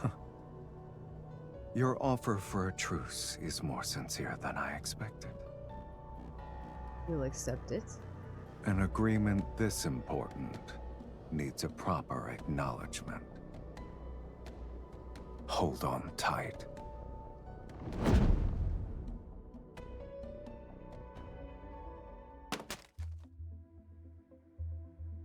Sylus lands on our residence rooftop with me in his arms. The wind lifts his cloak and the hem of my cloak. I try to jump down, but he doesn't let go. Instead, he sits on the roof with me, still in his embrace. He lowers his head to take in my scent. Has anyone ever told you that after you cast spells, you radiate a unique warmth? It corresponds to your energy. Aside from you, who else would notice? If I'm the only one, that's even better. On a humid night under cold moonlight, he slowly licks my cheek. The fuck?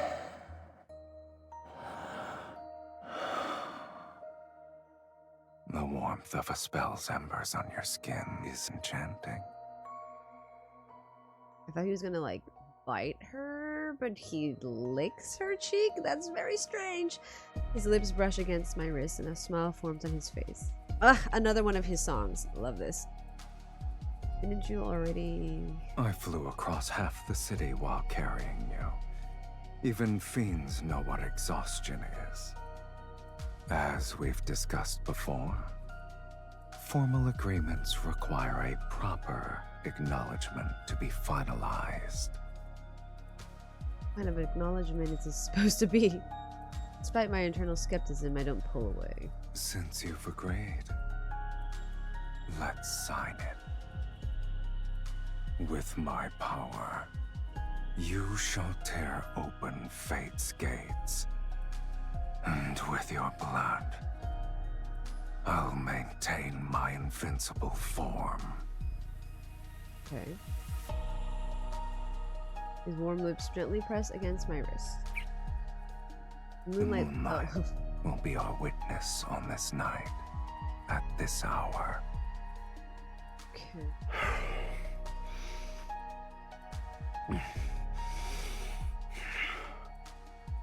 Pain courses me as his sharp teeth pierce my skin. I shudder as a strange tingling sensation spreads from the wound to my fingertips. Wow, the wind in his hair looks so great. His fingers graze my palm. They move in tandem with his lips and teeth as he sucks my blood. It's meticulous and slow, as if he's savoring a rich, exquisite elixir.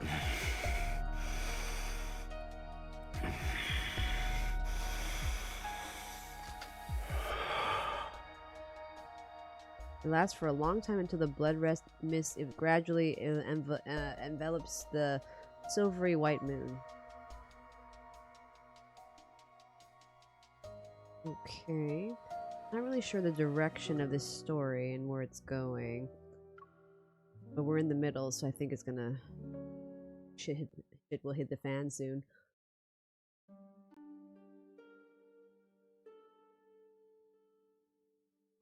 I once again find myself walking along that misty path of roses in my dream. The flowers on either side are no longer blooming. Their petals fade and curl one by one before transforming into silent ash at my feet. The mist clears to reveal a dead garden at the end of the path. Charred vines with roses ensnare broken colonnades. They're akin to memories that lost their life yet refuse to fade. Looking up, I see Velmir. It's no different from a hanging scroll slowly peeling away, its colors fading layer by layer, till everything dissolves into gray mist. When the roses bloom again, will you remember who I am now? Will you remember who I am now? Remember who I am. I want to remember you. Oh my god, is it the dragon Sylus talking to her? Must be, right?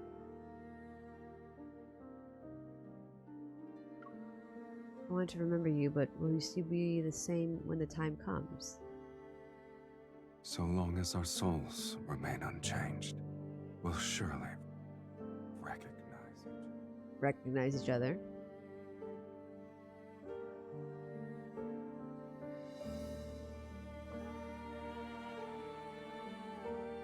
So long as our souls remain unchanged, we'll surely recognize each other.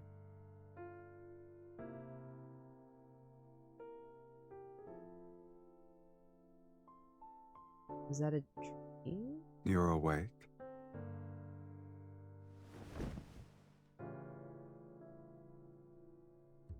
You released me. Who said you could sleep here? Oh, okay. I wasn't expecting that. Alright. Holy shit. Where did his clothes go? His annoying arms ignore me and make me face him. You slept so soundly last night that I couldn't wake you up. What the heck? This doesn't look Victorian. You took them off? You didn't take them off before. Where did this come from? This looks like it was made in the modern time. You slept so soundly last night that I couldn't wake you up.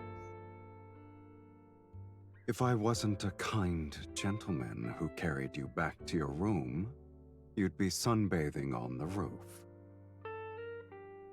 Worry not. Immersion is broken. I told the housekeeper that you were exhausted from dancing. No one will suspect anything. This is like... okay, well, you know what? Maybe, like, I don't know. Maybe in the Victorian era they had, like, you know, they didn't have sleepwear, so surely they, you know, have this textile thing in the Victorian fantasy era. This textile, interesting. I'm honored.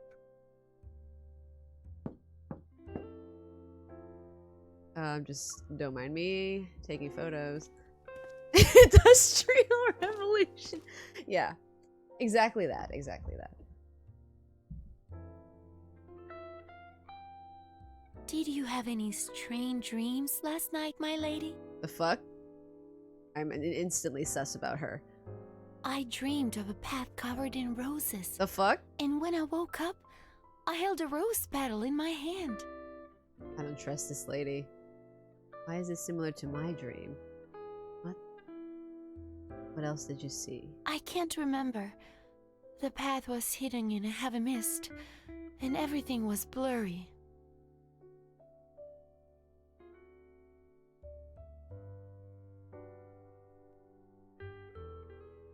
I question all the servants, and they say they experienced similar dreams. By evening, the entire city is talking about this strange dream. Interesting. The red mist. Oh, he put clothes on again. In the flickering candlelight, I once again opened Night's Whispers and searched the fragmented text for the blood mist.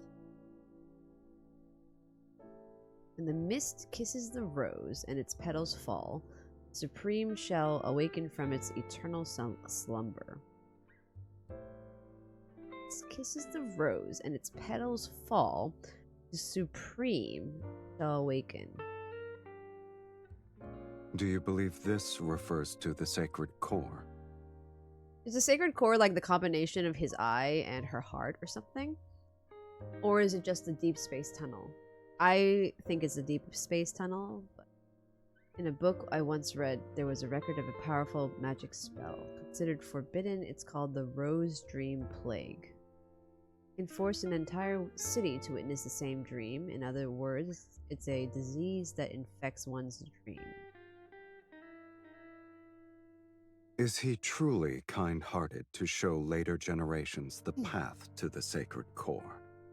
This could be him mocking people like you. Okay. At least his insults towards me wouldn't be as frequent as yours. What about you, Count? Did you dream last night, or are your dreams the same as a human's? Or do fiends have no dreams? Rather than concern yourself with whether or not I'm like you, You should focus on searching for the clues about the sacred core. Has he already figured it out? He doesn't answer my question. For some reason, I'm certain his dream had something he didn't want to see. His dream had something he didn't want to see.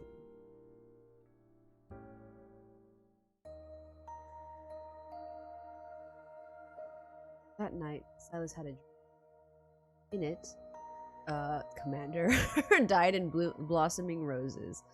When he woke up, he thought it was ridiculous. Wow, that's interesting that they put it into Sylus's perspective. It's very rare. When he woke up, he thought it was ridiculous. Dreaming of an immortal's death was a cruel, ill-timed joke. But the lingering remnants of the dream prevented him from showing his usual mocking smile. He still remembered the complex emotions from the dream. Chaotic, melancholic, and a pain tearing his soul apart. Immortal's death was a time joke. Thing.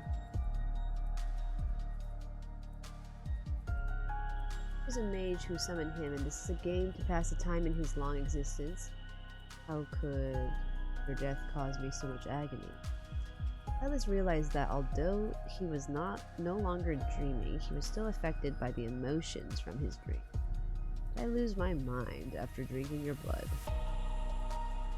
This is so interesting, having it in his perspective. This is very rare. He laughed at himself, his knuckles gently brushing over the girl next to him.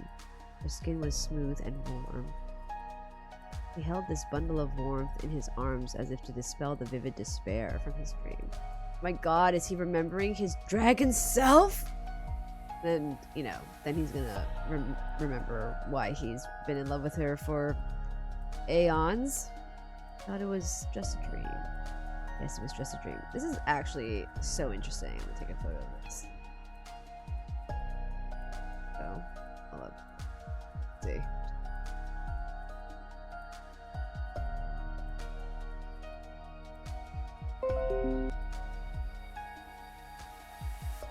Awesome.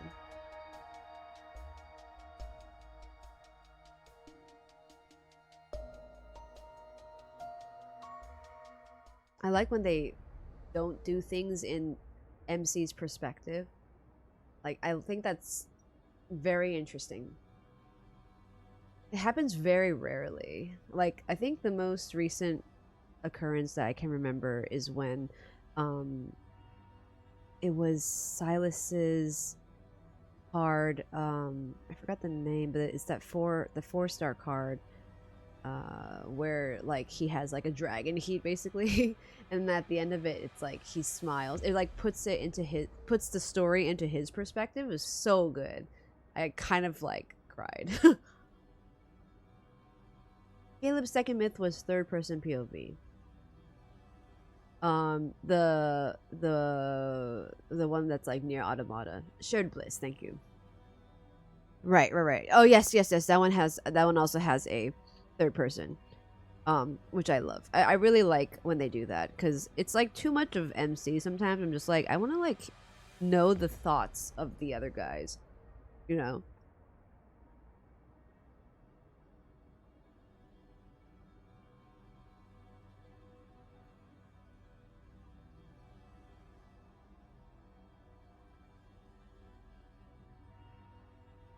Alice and I follow the trails of clues entwined with dreams, poetry, and the blood mist.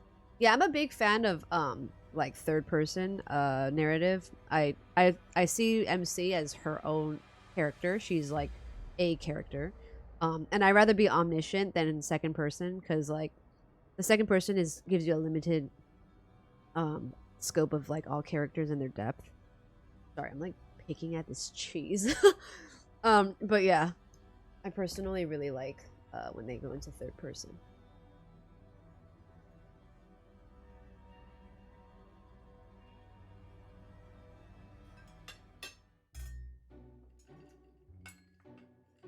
Marquis Swain passed away from an illness several days ago. Oh shit. My lady, my lord, you attended a ball he hosted when you first arrived in Belmure. Do you remember?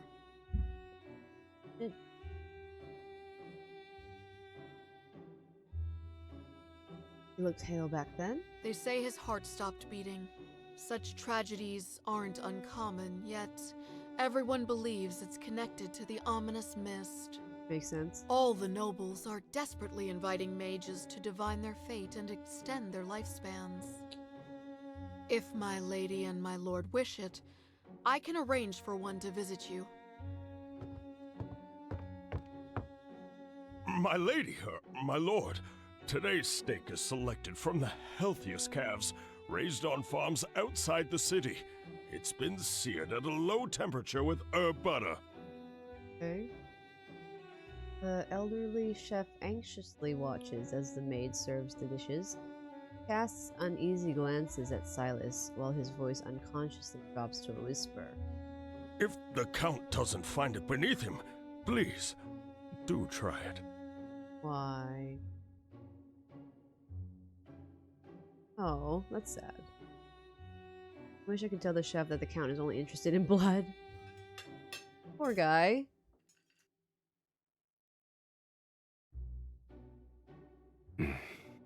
It's not bad. Thank you. I'll go ahead and prepare the dessert. Housekeeper and maid also visibly relax, and the atmosphere in the dining room seems to improve by a considerable amount. Silas can be like this too. What is it? It's nothing. I saw a hint of humanity in the Count, and I'm not used to it. Perhaps. I've been drinking too much of my wife's blood, and was infected with the consumption. I glare at him as a servant delivers a letter to the housekeeper. It's from Duke Bass. His Grace has invited you to a hunt. They still wish to hunt as the blood mist covers the sky? Do they My not lady, fear death you anymore? may not be aware, but ever since the blood mist descended, extremely rare animals have appeared in the royal hunting grounds outside the city. Oh. How rare are they exactly? They say deer with silver horns and pheasants exhibiting golden feathers were spotted, and they've only been depicted in books. All the noble families are competing to hunt them.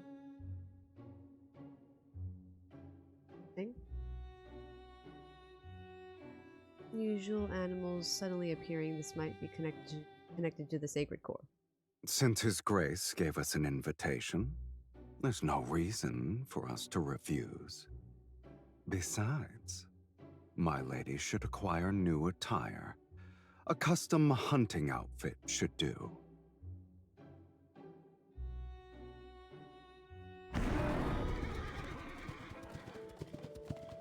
Oh, same. I hate the idea of like hunting for sport. Like, why?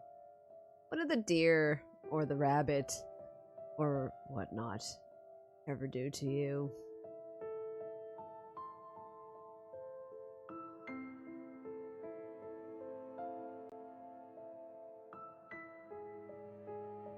Look, there's a deer with white markings. Distance, a herd of startled deer races into the forest's depths. Their fur is adorned with vine-like white patterns. Vines. Is that a peacock? There are wild peacocks here?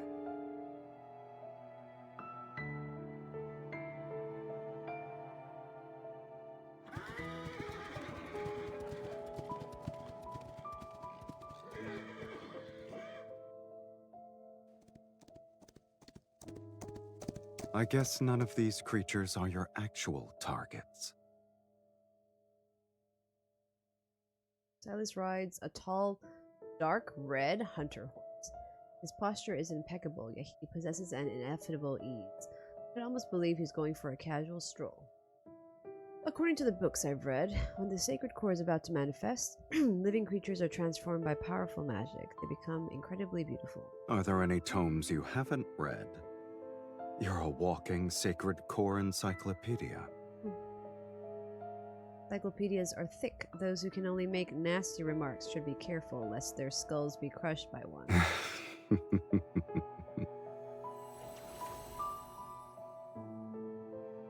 An unusual magic force slowly reaches out from the depths of the forest. It's into slender, cold tentacles. sense it. Let's follow it.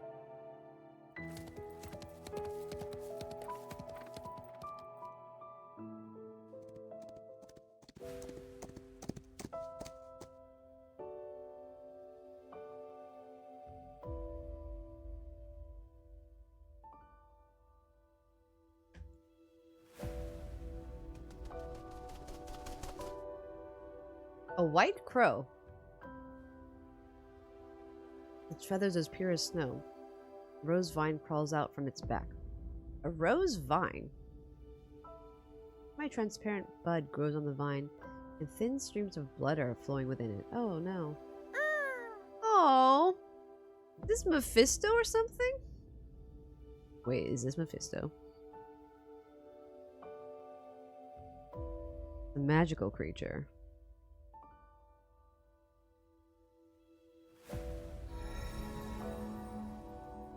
I dismount, my fingers moving rapidly as the glyph appears on the ground.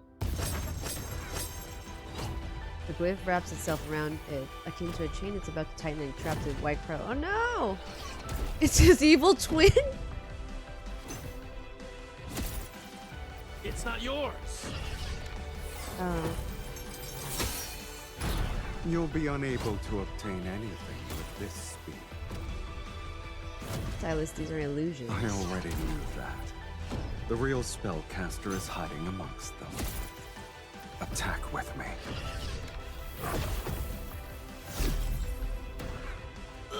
These people severely underestimated the connection between a husband and wife. What do you say, my lady? This is so funny. Like, how many times has he said the word wife?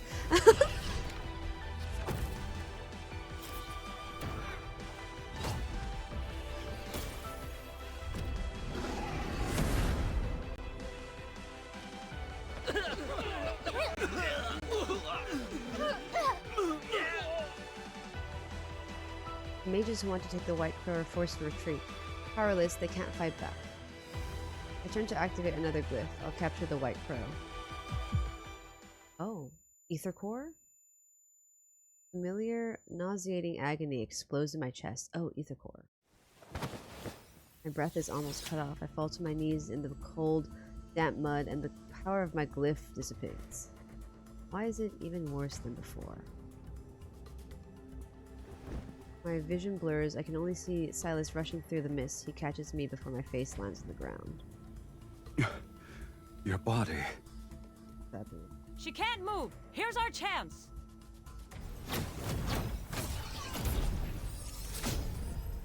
The ground erupts with blinding white light.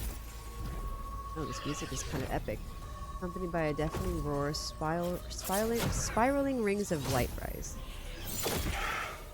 I can't kill them all when the linkage is limiting me. They need to come closer. 5 rings of light. My energy and silences are draining. Several impatient mages move, hoping to seize the opportunity to capture the white crow. At last.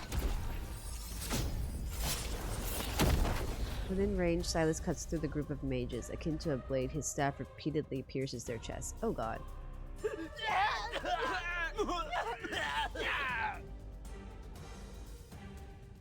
You want to drain my energy? Pay for it with your blood. Wow. Fiend! It's a fiend who drinks blood! Uh-oh.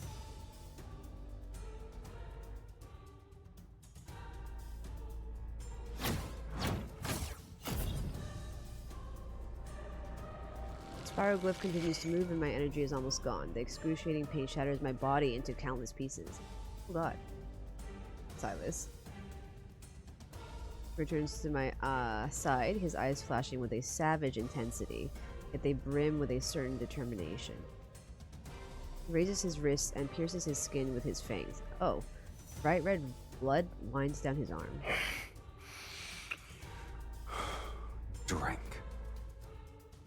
Feel a fear in the depths of my subconscious and use my last ounce of strength to shake my head. You don't have a choice. I'm gonna become a fiend or something? He grabs my jaw and presses his wrist against my mouth.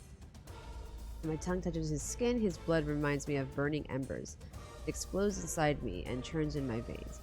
Oh, that's like when she resonated with him in Shared Bliss, I believe, where like she described like his feeling as like excruciating burning.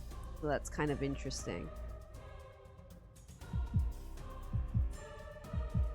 My heartbeat is all I could hear as it's accompanied by a sharp burning pain, yet it's quickly dispelling the weakness and oppressive sensation in my body. The mist around us suddenly churns and swirls as if countless hidden eyes are opening within it. The gear-like glyph is silent, its light dissolving into the mist. Lean on me. We'll leave this place. Okay.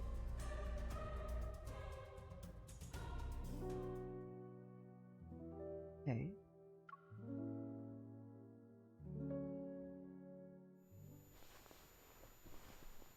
This is quite long. It's been 2 hours.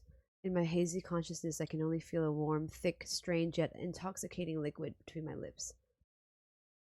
My throat tightens as I greedily drink it. I'm savoring the sweetest poison drawn from darkness itself. A little more. Breathe. You're doing well.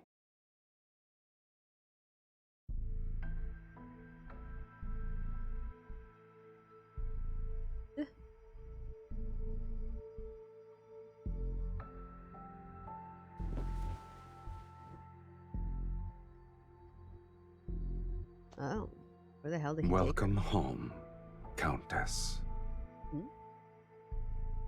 Where am I? My home doesn't have anything like this. Oh, he brought her to the underworld?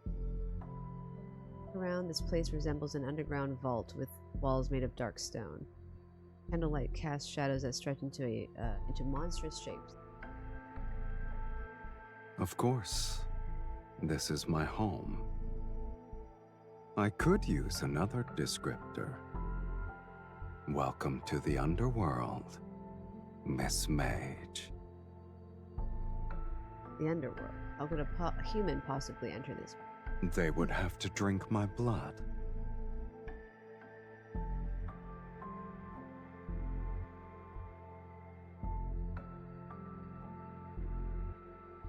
Suffocating feeling from before has subsided without me noticing, but the pain inside my body still reminds me of everything that happened. The white crow. Clues to sacred core must be on it. I forced myself to climb out of the stone coffin, but when my feet touched the ground, I collapsed from excruciating agony.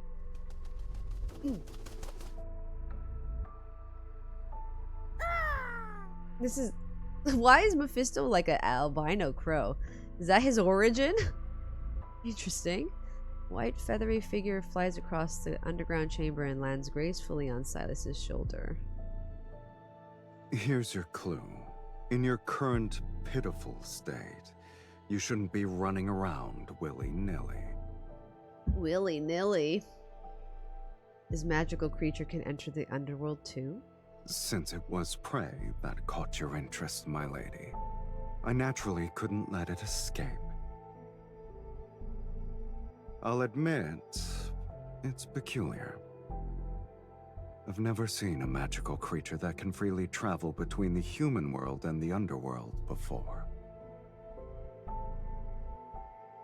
The ancient dragon guy just said willy-nilly.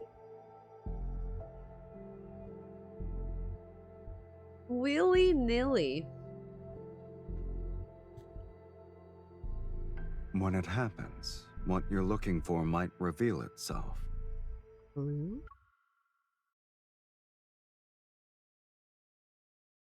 A vine on its back. But your weakness has been exposed. Those mages won't give you a moment to breathe anymore. If you leave now, you'll be walking into death's sweet embrace. A hint of genuine concern.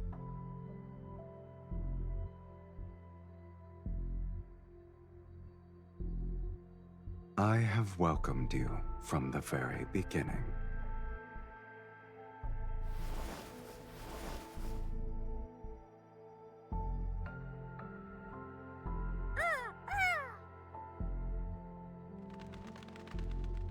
Now that you're staying, let's help you become acquainted with our home, my lady.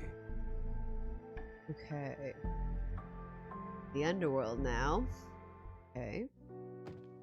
Oh. Oh my god, the church?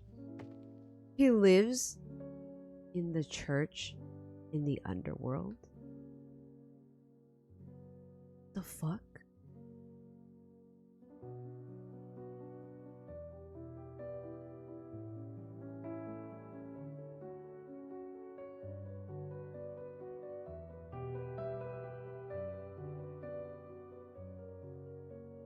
Okay.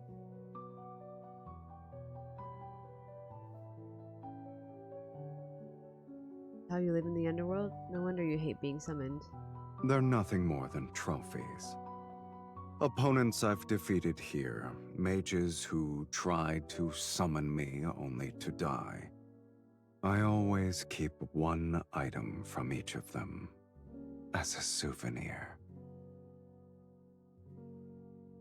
His nonchalance sends chills down my spine.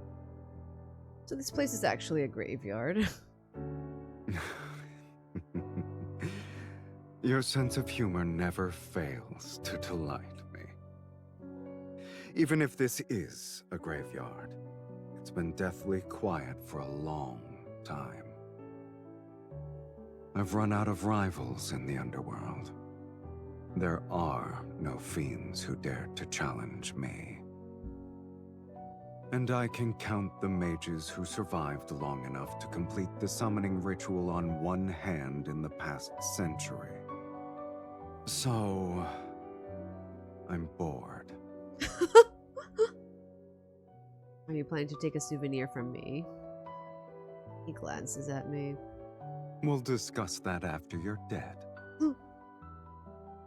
You have a sense of humor. It's a pity that the underworld and the human world lack individuals like you who appreciate it. Oh, the transition sounds like that. Okay. Ah, this part is the beautiful part.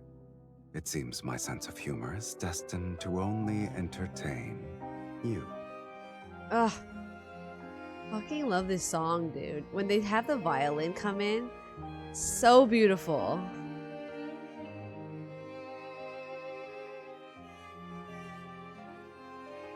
Catch a glimpse of something within the castle. Is that a pipe organ? In the midst of flickering golden light stands a silent, imposing, dust-covered pipe organ. Its wooden casing has lost its luster as if it's been forgotten in the depths of time. Can you play it? Oh my fucking god.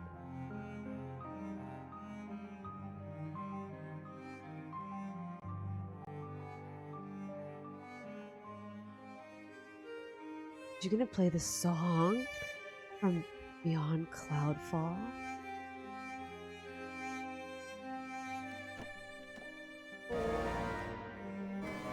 She can't.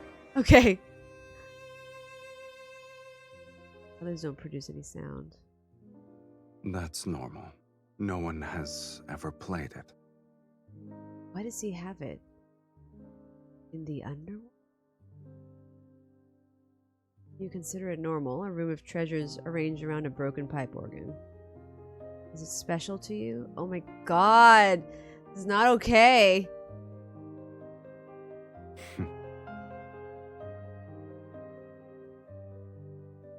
The fuck? This is not okay!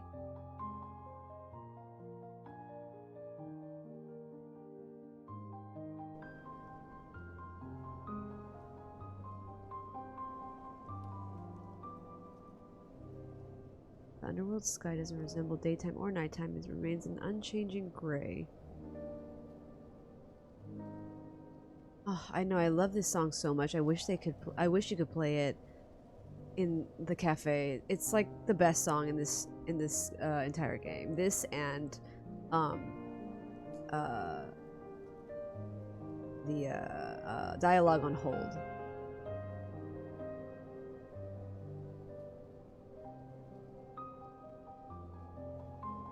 Sounds like it's out of Clair Obscure. I guess. But, nah, I don't know. Maybe. You should read less nonsense. So he was brought to the underworld after he sacrificed himself as a dragon. Structures seem to be from different worlds. What exactly is this? A graveyard.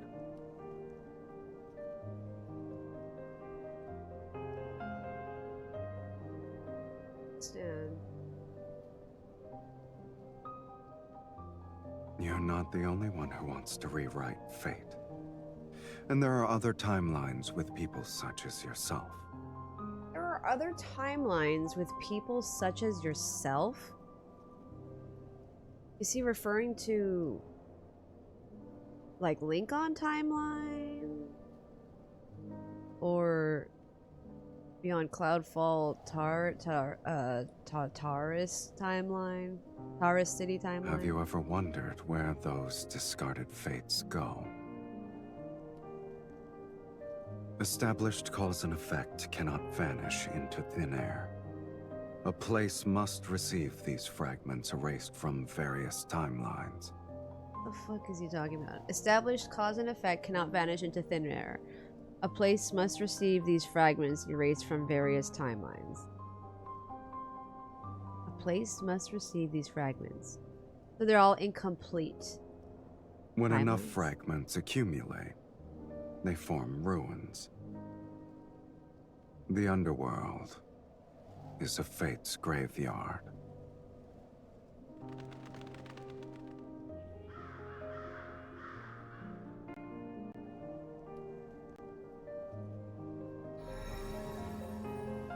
I don't really know what they're talking about. I don't know if I'm stunned by Sylus's words or affected by the countless energies surrounding me.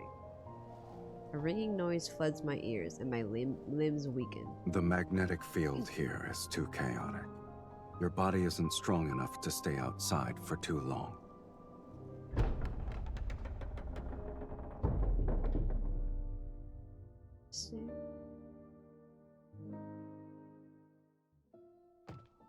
Oh my god.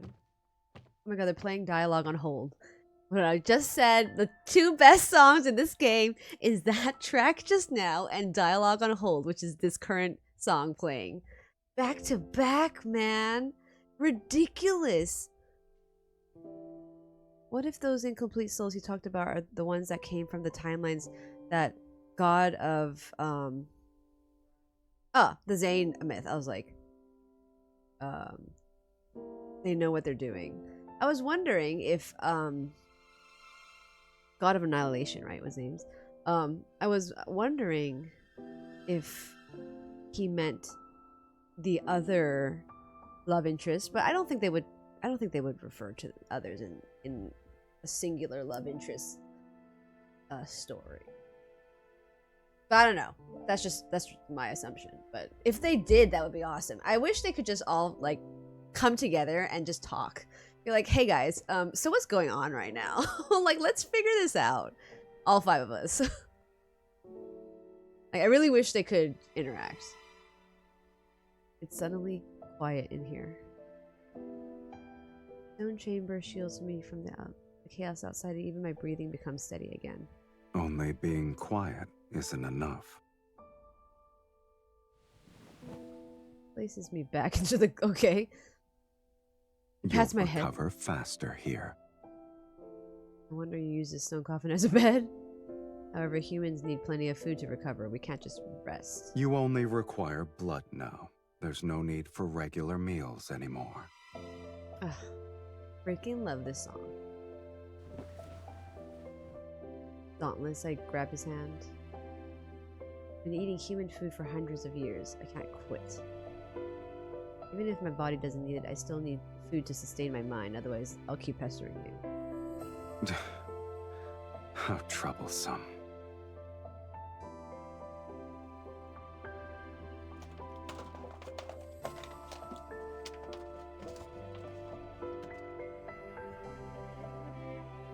You're fortunate. In the underworld, my abode is the only one where human food can still be found. Why? I wonder who's the unfortunate mage you scavenged them from. This food isn't centuries old, is it? It's 100 years old. It's fresh compared to you.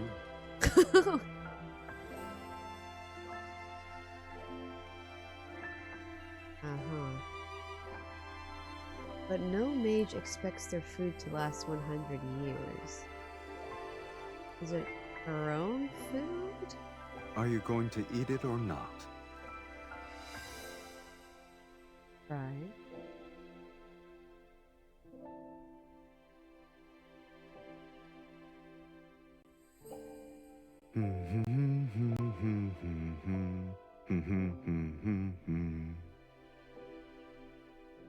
Look at the cold, gloomy stone chamber and the coffin I'm lying in, then my gaze lands on his busy, happy figure.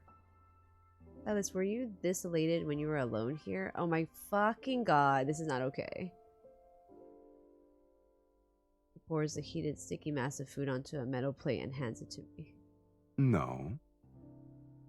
It's because I'm giving you this meal, so I can feast properly later. He's so nonchalant. He's like trying to be so nonchalant.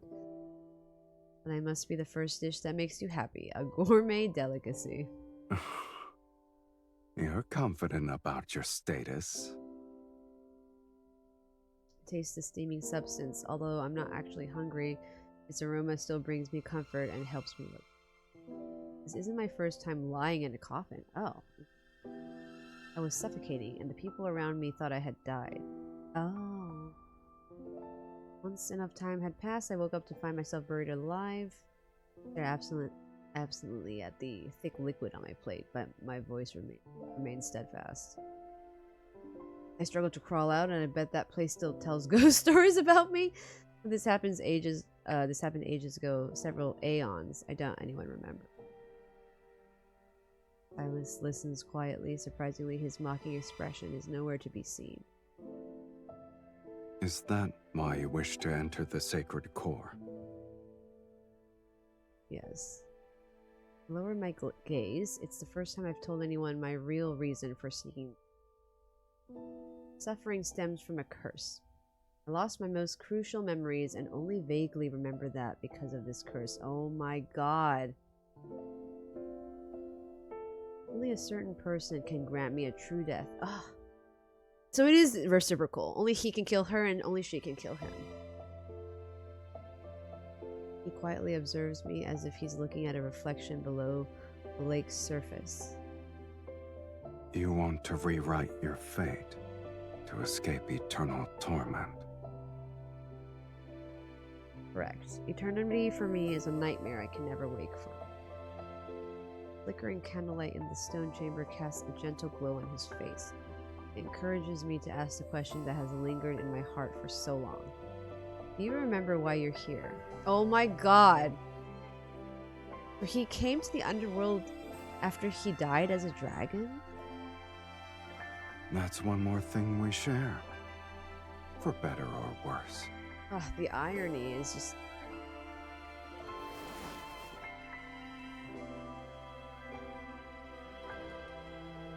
down and leans against the stone coffin. I don't remember how I arrived here. Oh my god. Sometimes, I think the underworld's fiends are simply people abandoned by fate. Since they're not embraced by it, they're free from the mortal world's moral constraints. They only live for their desires. Sad as shit, dude. But you said you weren't happy before. I suppose when I defeated a fiend, I'd momentarily feel the zenith of pleasure. That's why I spent most of my time becoming the ruler of the underworld. Oh, it's like the N109 zone. Ugh, the parallels! But pleasure has always been fleeting. After the rapture passes, all that remains is longer periods of emptiness. So sad. So fucking sad. He speaks of his distant past in a detached tone. With time melting, bloodshed and brutality, only drifting ashes are left. I understand him, though there's no reason for it. Perhaps it's because I also experienced the passage of time. Maybe my life only has one sensation left. Or to put it simply, we're like kindred spirits! Fucking not okay, dude. The references is cinema. Hold on.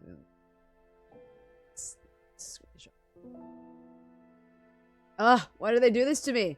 I don't know why I can't screenshot when I'm using this Moo player. So I have to like open my PC to do it. It's super annoying. It's fucking hated. You must have traveled through many fragmented spacetimes before. Why did you stay at this castle?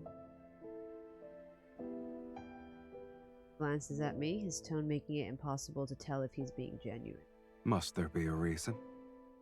This might be the only place where I've seen a pipe organ. That's not funny. It's not funny at all. That's so. It's the only object that feels familiar to me. Oh my god! This is not okay! Hold on, sorry. I'm gonna take a screenshot. Just this is amazing. This is so good. This is actually so good. At first I was like, I don't really get where they're going, like where they're going with this, but like now, shit's fucking cinema. My heart races for no apparent reason. An inexplicable thought appears in my mind. The castle doesn't have to be so deathly silent. After all, its owner isn't cold-hearted.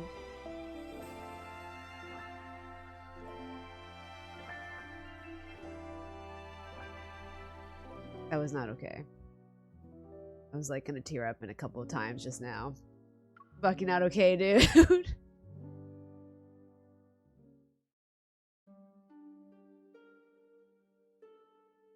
Several days later, the torment inside my body has slightly subsided. I can now leave the stone coffin and walk around the castle. Living alone in a large building must be boring. Grayish light pours through the castle's windows as the white crow dives. It's carrying something in its beak. Lands on the railing beside me and opens its beak. A black flower gently rolls into my palm. Is this a rose? It has the shape of a rose, but I've never seen this color before. Is it a datura flower? When did it bloom? I haven't seen the underworld's gardens yet. I grab Sylus's wrist. Do we follow it and take a look? You've barely recovered. And yet you've already forgotten what happens when outside energies affect you. I've been stuck here for days. Besides, you can protect me. This is an order. Are you certain your orders still work in my territory?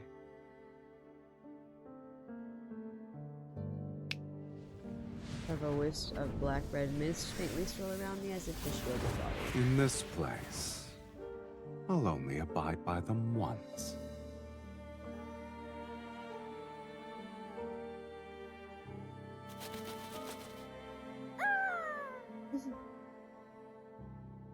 White Crow leads us to the area behind the castle. The hillside is shrouded in a hazy light. To my surprise, a field of blossoming blue and black roses lies at the bottom of the stone steps. Blue and black? I feel like I've experienced this before. In a dream? Mirror, there's a secret garden filled with roses. It has red and white roses in full bloom. I remember seeing a black crow there. It feels similar to what we're seeing now. It's almost like a mirror image.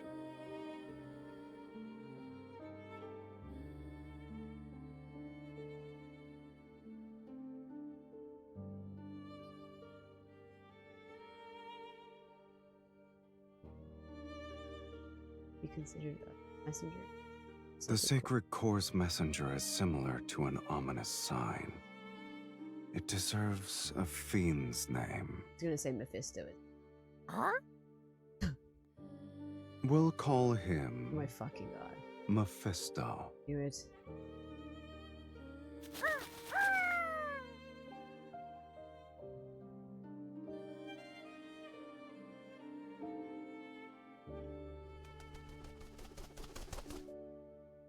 The rosebud on the bird's back quivers slightly, it might blossom.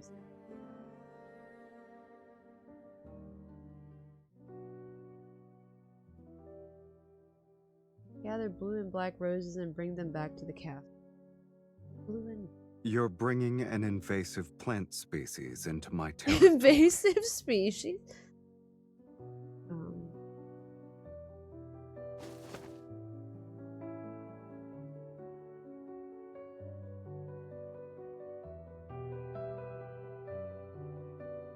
Since when did you start believing in these things? Once fell asleep amongst flowers. To be exact, it was in the secret garden I told you about. And you had a beautiful dream. Yes, I still remember it to this Tell day. me about it. Perhaps I might also start believing. You have your own sweet dream. We can exchange stories. Take Silas's hand. He doesn't refuse and he moves closer as I pull him into this small sea of flowers. Close your eyes and breathe. Doesn't it feel like you're lying in a bed of flowers? Ah, the bed of flowers. I can believe I'm basking in the sun. Tone remains as teasing as ever, but there's a subtle joy in his voice. He has yet to let go of my hand. Close my eyes and sense the floral fragrance intensify in the dark. Become more aware of his warmth that I'm holding. Sylus? When we return to Velmir, I'll take you to that secret garden and show you those roses. All right. Holding hands, we sleep while surrounded by the fragrance of roses. Roses instead of the oh. Thirsty. I'm so thirsty. I don't know how long it's been. My body is overwhelmed by an intense, unexpected desire. I'm gonna, like, drink his blood.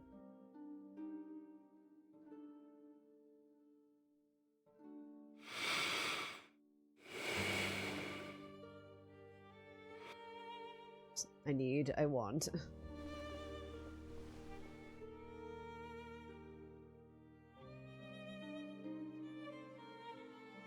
Probably awakens a deeper carnal feeling. A deeper carnal craving within me. I follow this warmth over his collarbone and his Adam's apple. I'm drawn to the side of his neck. So she's gonna just drink his blood. Is more evident, its warmth pulsating against the tip of my nose and lips. I want... Sylus.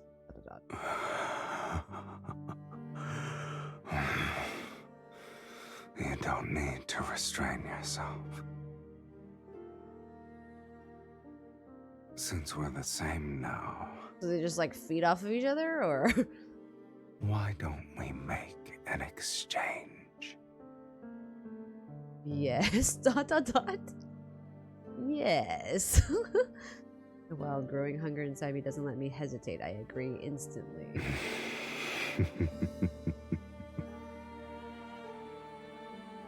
A faint smile crosses his lips as he unhurriedly opened his collar to expose his neck. Slightly raised veins pulse under his skin.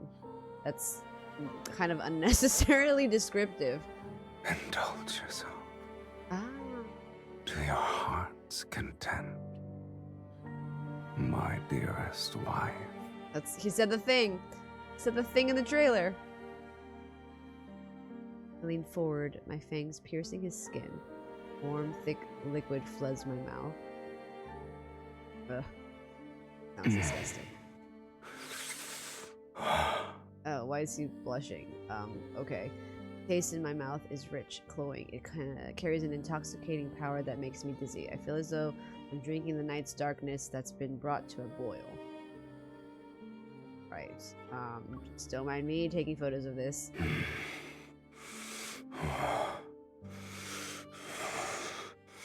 Give it to me. Okay. Give you your blood back. Like... Oh, he's going to drink from... Right. Yes. Okay.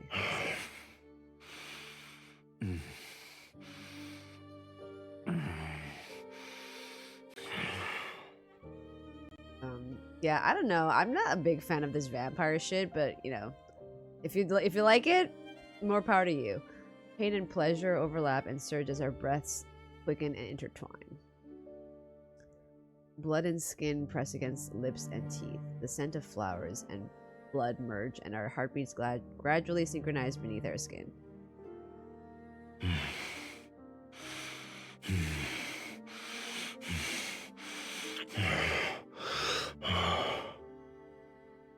Dark red blood drips from my pierced neck, soaking my disheveled collar. It soon falls onto the roses under us. I feel like I'm watching sex scene with my parents. I only like vampires when they're being hunted and killed. And I'm just not a fan of the vampire trope. I think it's so, like, gross. I don't know. It's like not. I mean, yeah. Like, it's why would you drink someone's blood? I mean, and I get it, you're a vampire, but like, I don't personally find that like attractive or like sexy. It's just like kind of nasty. But that's just me. If you like that, if you like Twilight, I completely understand. It's just not for me. Petals greedily drink drops of blood, and a dark crimson seeps into those black and blue roses. I don't know. I never was into vampires ever. Like, when I was growing up, Vampire D Night was really popular, and I thought it was like not. I just was like no. And then when I was a little, like, I think it was when I was in college, Twilight's movies came out, but prior to that, like, the books were out, and I know that, like, I had a lot of friends, and my sister was obsessed with it, and I would just, like, I watched the first movie, and I'm like, no, this is, like, no. I'm just not into vampires. But, you know, if you like it, more power to you. It's just not for me. He looks great, though. I think he looks great in this scene. But I just like the thought that, like, thinking of the thought of, like, drinking someone's blood. I don't know. It just, like, reminds me of, like, period. So I'm just like, ugh, like, no. For me, it's just, I don't know. And the smell of, like, you know, blood like that, and it's definitely a trope. It's definitely a trope. But for me, I'm just kind of like, I don't know. Never got into it when I was younger. I don't know how long I've been asleep, in a realm between dreams and wakefulness. A slight pull on my skin makes me regain consciousness. Next to me, Sylus lies on his side. He holds a soft handkerchief and unhurriedly wipes away traces of blood from the corner of my lip. His touch is gentle, and his fingertips occasionally brush against my skin. They leave behind a subtle yet unmistakable warmth. Did I wake you? You can sleep some more. Thanks, guys, for following. Lower my gaze. The edges of the rose petals beneath me are still stained with dark red blood that's partially dried. They're seemingly whispering. Interview with the Vampire. I've never watched that movie. It's with Tom Cruise, right? Tom Cruise? Or is it Brad Pitt? Or both?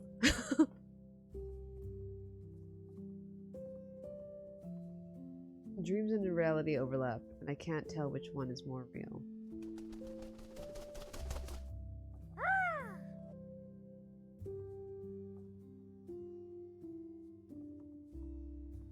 Rosebud on his back so large that it's starting to unfurl. To be able to return soon. Indeed.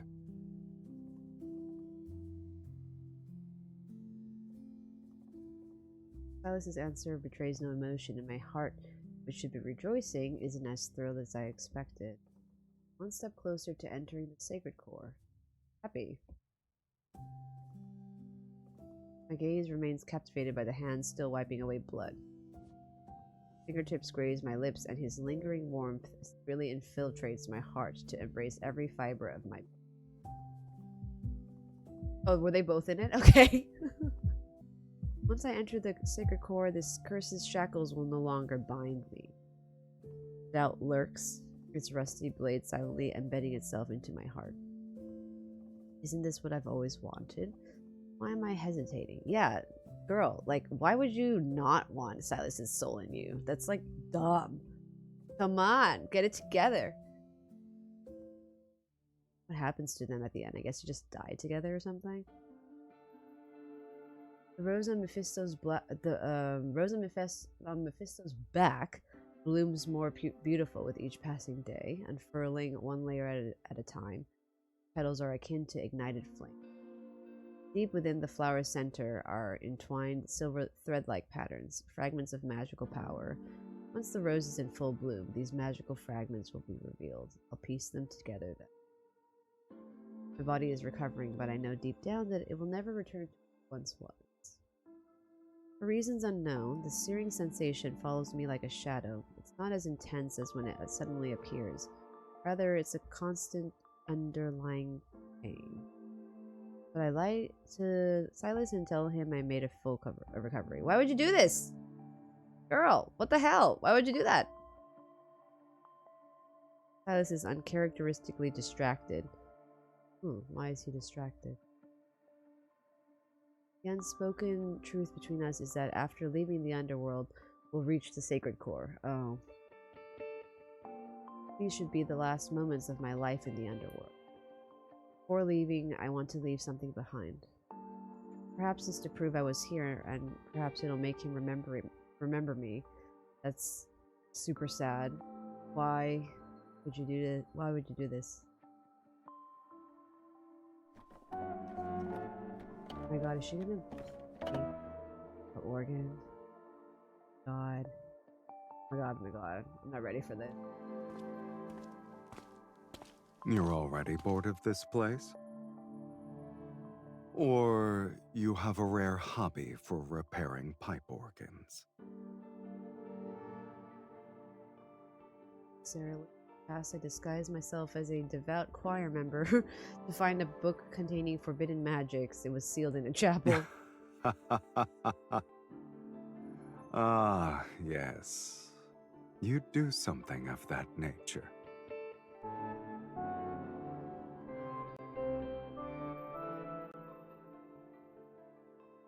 I stayed there for a long time and learned tuning and repair techniques.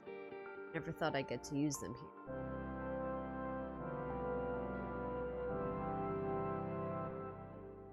Why don't you do that? The only pieces I learned back then were all monotonous and boring.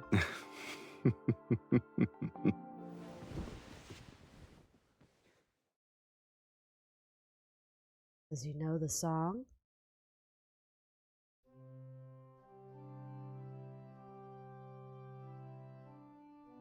Oh my god.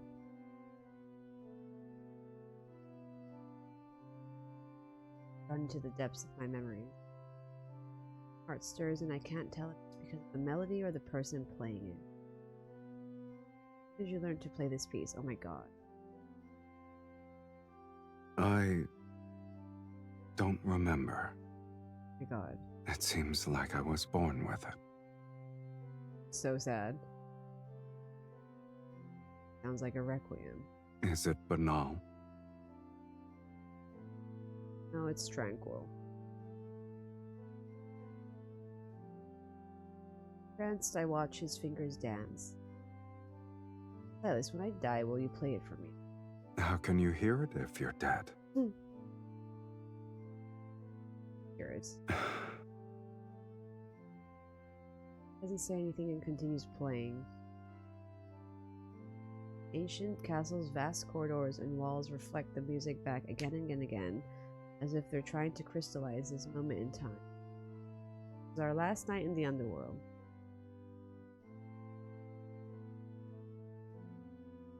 That night, the white crow is perched on the castle window. A blood-red rose blooms along the vine on his back. Delicate lines on the petals converge into a silver-white spiral the flower center. It resembles a dissected nebula. I lean in. Deep within the spiral lies an illusory mirror, which rotates like a kaleidoscope. Mirror? I see an abandoned courtyard with no distinctive features. There's only a broken stone bust standing alone amongst overgrown weeds. At the end, a narrow path stretches into the distance. Blooming roses line it. The flower's shadow guide my gaze toward the depths of the mist. Something is waiting for me. Nebula, mirror, stone bust, roses.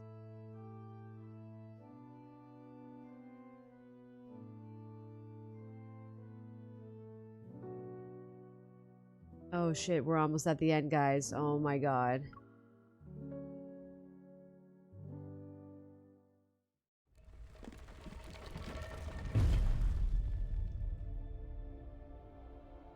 Be prepared.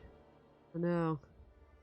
Surely it won't make you cry. It won't. No, of course not. Of course not. Oh no. I have my tissues ready. It's fine. We're fine. A large portrait of me and Sylus has been splattered with crimson paint. Oh. Excuse me. Because he's a fiend and they... crimson words are smeared on them. Fiend and evil mage. Like fiend and sorceress. Many nobles at the royal hunting grounds witnessed me kill the mages. They also watched you drink my blood before we vanished. Mages who were fortunate enough to survive embellished their stories. They painted us as fiends wearing human skin. This is the price for summoning Sylus.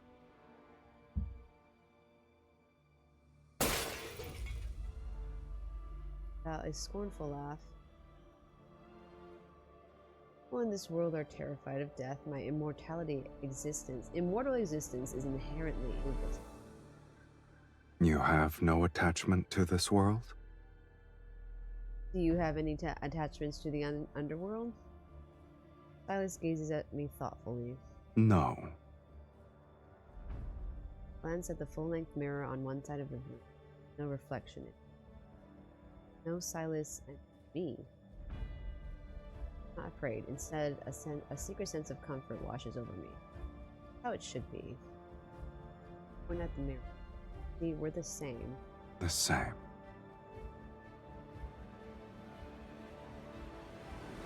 Leans in and I can see my reflection in his eyes. I like that.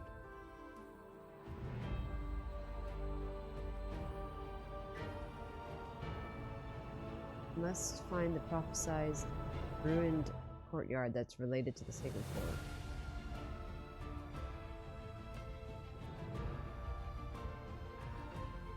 We searched Valmir for an abandoned courtyard containing a bust.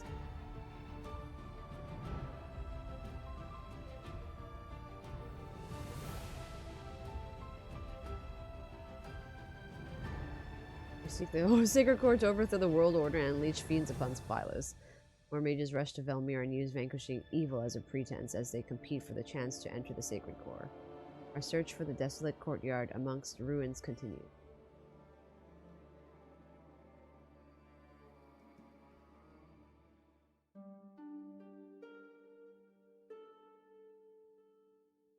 Night deepens.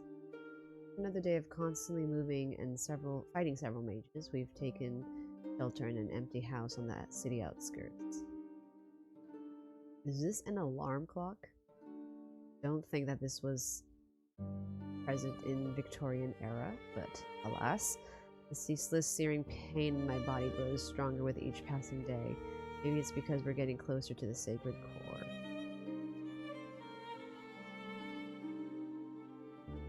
Electricity existed? Ah, yeah, I guess they did. Wait. Sylus offers his wrist to my lips. You've used most of your energy. Do you want a sip? You've also expended most of your energy. So many mages are handing themselves over on a silver platter. I get to enjoy a feast every day. Firmly turn his face toward mine and look into his eyes. You liar. You haven't been honest with me either. Am I mistaken? Oh, this animation is interesting. Usually he doesn't talk. You have your hand on him. The interaction.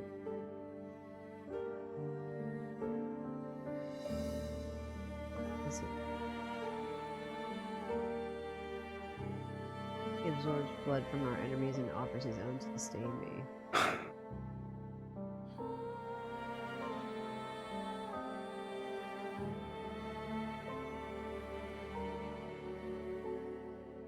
Sighs before he somewhat forcefully pulls me onto his lap. He guides my head to the side of his neck. If you still want to enter the sacred core, then bite me. Okay. Stare at his injured neck that hasn't fully healed. My heart aches. Isn't it our ritual? Gently press my lips against his skin and warm blood flows into my mouth.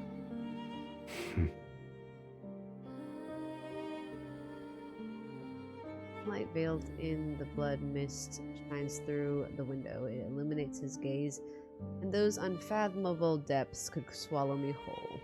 It was only a glimmer, yet it feels like 1,000 years have passed. Thought begins to expand. It's into a sponge absorbing water. After rewriting fate, I will never see those eyes again. These eyes again.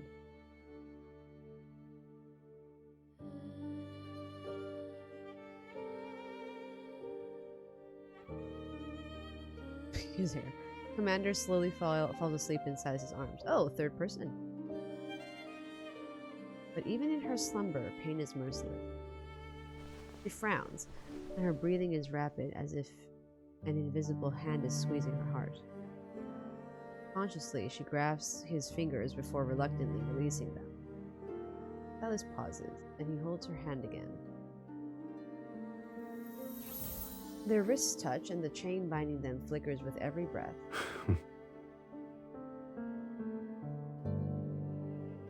How he no longer resents the linkage he wanted to rid himself. In fact, he wishes it could bind them more tightly together. Supposedly, it's been a long time since he thought about returning to the underworld alone. His eyes, his dreams, his imagining. Her presence exists in his everything. That is beautiful. That is a beautiful line. Sorry, I'm going to quickly take a screenshot of this. It is an absolutely beautiful line. His writers are just so good.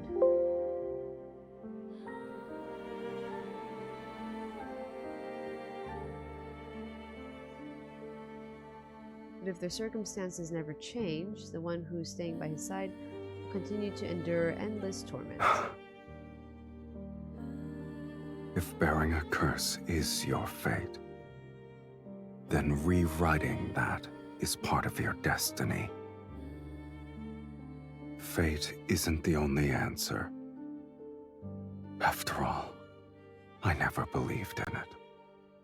If fate demands your suffering, then I will destroy it. No matter the cost. This shall be the price I pay.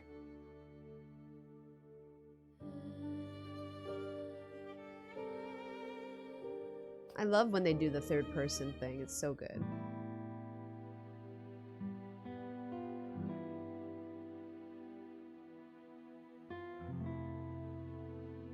Those sculptures, in fact, not all of them match the text in the prophecy. Isn't it odd? The buildings are weathered and old, yet the sculptures appear as though they were crafted days ago. Illusion? Oh shit.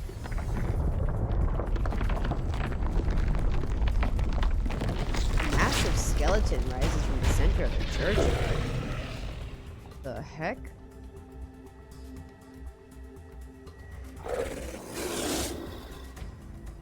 isn't the remnant of an ordinary sentinel.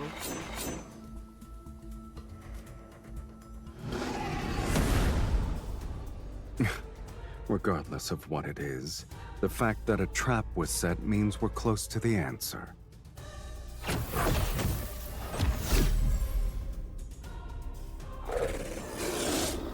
Oh, it's not a weakling. He thrusts his staff into the skeleton's chest. Seize the opportunity to cast a spell as I press my hands on the ground. Glyphs appear and spread out from under the skeleton. It's bound in place. Now. Silus's staff pierces the skeleton's chest. Flames surge, but the beast doesn't fall.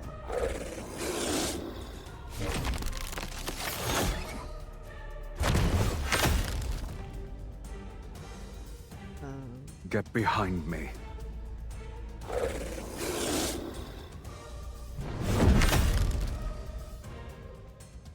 Takes the second strike as his shoulder becomes a bloody mess. Oh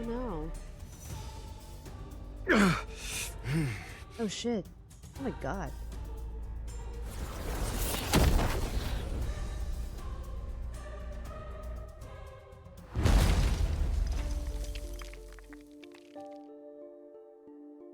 Flames burst from its eye sockets as its massive body crashes to the ground. In the subsequent silence, only our labored breathing remains. I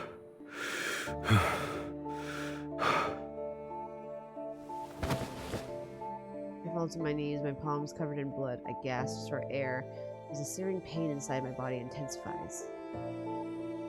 Sylus folds his wings and drags his injured body over to me. He supports me as I stand. What a shame. We almost died.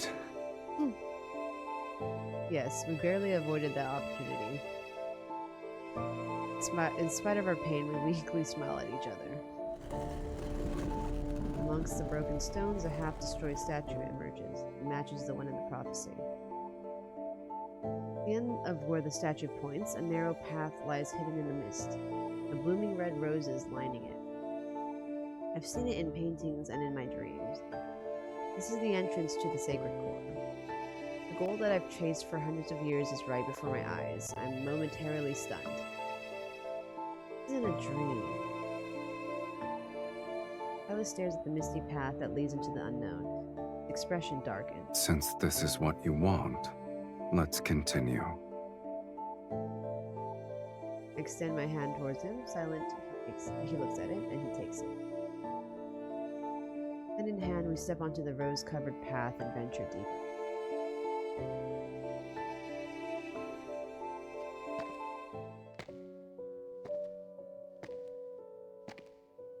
Mist turns around my feet as my body reaches its limit. Each step feels as though I'm walking on knives. As if my body has been torn to shreds, yet my flesh and bones are forcibly held together. But I'm almost at the end. At the end of this path, I can use the sacred core to rewrite my fate. Then the pain will be over. The linkage between Sylus and me shall end as well. I look at our clasped hands. Once our connection is severed, Sylus will return to the underworld. As for me, I'm uncertain of the life waiting for me, but it will be one without a curse, pain, and Sylus. Is it worth it, girl? It's worth it, Commander? The depths, a breeze along blows along the path. Carries a faint floral fragrance. Rose petals scatter in the air. They land in my hair and on Sylus's shoulders.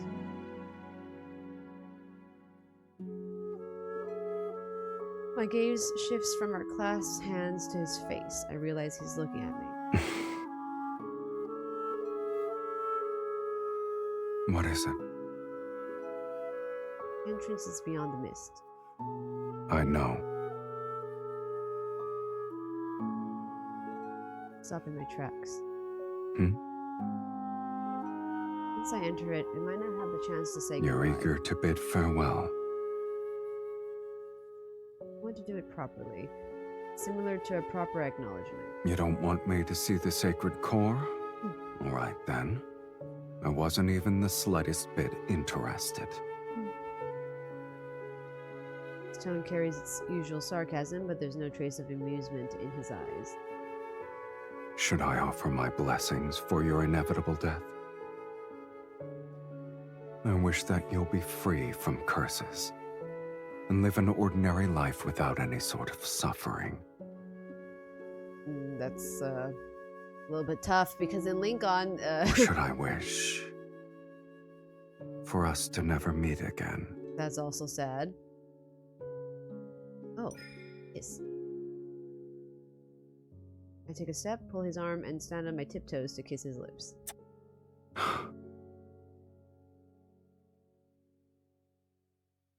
Our lips have left wounds on each other's bodies. We felt each other's warmth and blood. But this kiss is different. I still want to leave something behind in Sylus's life, even if it's a mere moment. I should let him forget me just as I would forget. The hell?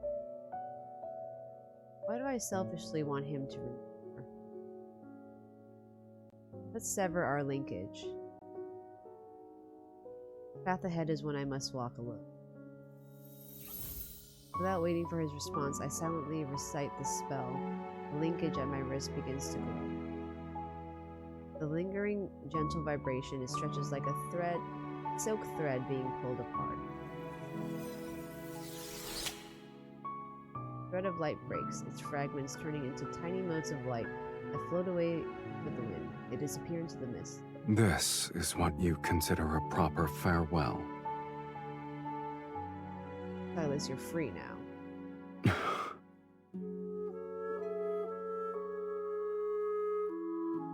As I say these words, I feel an unfamiliar emptiness around my wrist. Emotion welling up inside me. Is it reluctance? It won't be long before I'm forgotten. So sad. But what makes you think I'll forget you? That's so sad. Of course you'll forget me. The lie. He stares at me as if he's already seen through it, yet he doesn't try to interrupt. We can roll the underworld again. You'll live forever, and I'm nothing more than a fleeting moment. Another lie. You're speaking as if you know what I desire. Hope is what you want. You gave me another order. Future, when you play that melody again in your castle, if I'm truly dead by then, my soul will still hear. He takes my hand, his fingers caressing my slightly trembling palm. Is this the final testament you want to give me? Why not? You will always abide by my orders. Countless unspoken feelings buried in my heart, I look at Sylus and force myself to smile. Farewell, Sylus.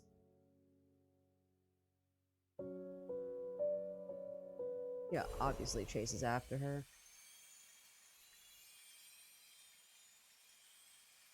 Mist dissipates, my senses vanish. I can't tell where I am. I open my eyes again, I find myself in an incredible, otherworldly place. This place has no sky and no earth. There's only endless white sand that's constantly flowing. Sand cascades from an indeterminable height. Layers upon layers of it almost fill my vision.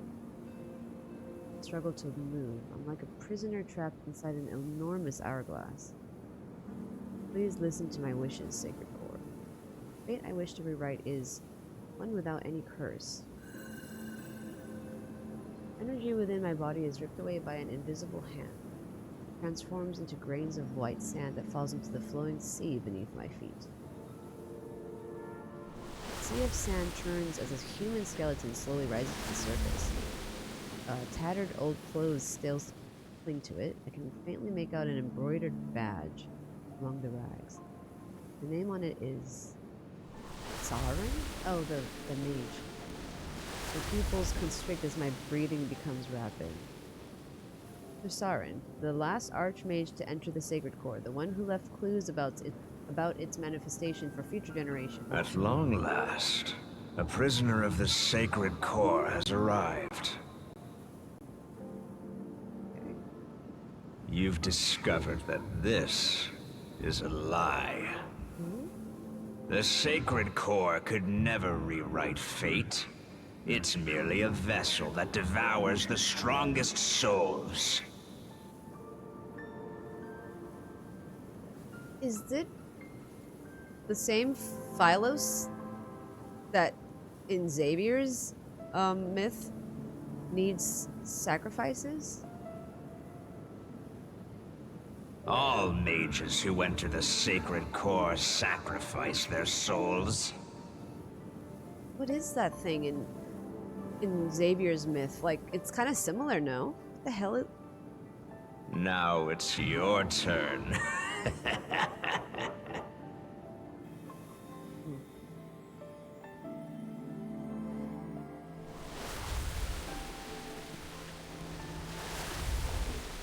I accept death, but I refuse to be manipulated. Crystalline fragment detaches itself from my chest and emits a dazzling light. My body feels weightless. The excruciating, searing pain vanishes, and the series of torment fade away as if I woke up from a bad dream. Is this the source of my suffering? My curse is a fragment of an incomplete soul. Yes, you literally made it on yourself. No. I desperately try to grasp that fragment. I didn't choose this, rather my action is driven by pure instinct. Even if it's a curse, even if it only brings me pain and, suffering and pain, something deep within me tells me I cannot lose it. Yet my struggle is futile. The fragment drifts further away. My energy continues to be devoured. And then Sylus comes in and... as darkness closes in around me, a familiar light begins to spread from my wrists. The linkage I had assumed was severed pierces the waterfalls of sand. The layers of cascading white are torn apart. The linkage between us cannot be severed. Sylus advances, the sands flow, his figure akin to a blade slicing through this false world. Hell yeah. Don't come any closer, the sacred core will devour your soul. You can't stay here. What about you? Have you resigned yourself to your fate? I wish Didn't this was you say animated. You would rewrite it? Yet as we speak, you're willing to become a sacrifice? The acting is so good. It's too powerful. A mage's power simply can't. Oh, it's too powerful? He grips my hand and pulls me out of the sand. His intense gaze meets mine. Have you forgotten? You're not an ordinary mage. You're the mage who summoned Sylus. If you're willing to pay the price, then nothing is immovable. Not even fate. Intense dread washes over me as I desperately tried to stop him. That was no. No! He only responds with a gentle smile. Ugh, this is so good! The visuals. This matter is merely more absurd than death.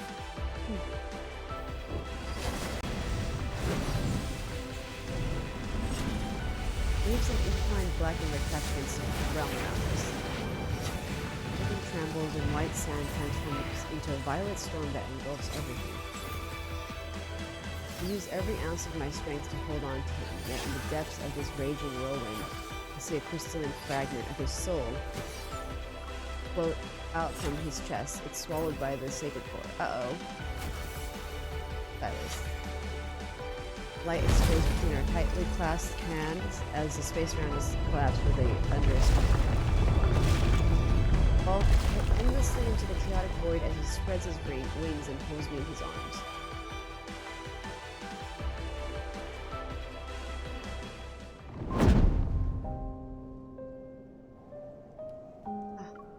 He looks so good. The world peels away and vanishes behind us. Silence returns.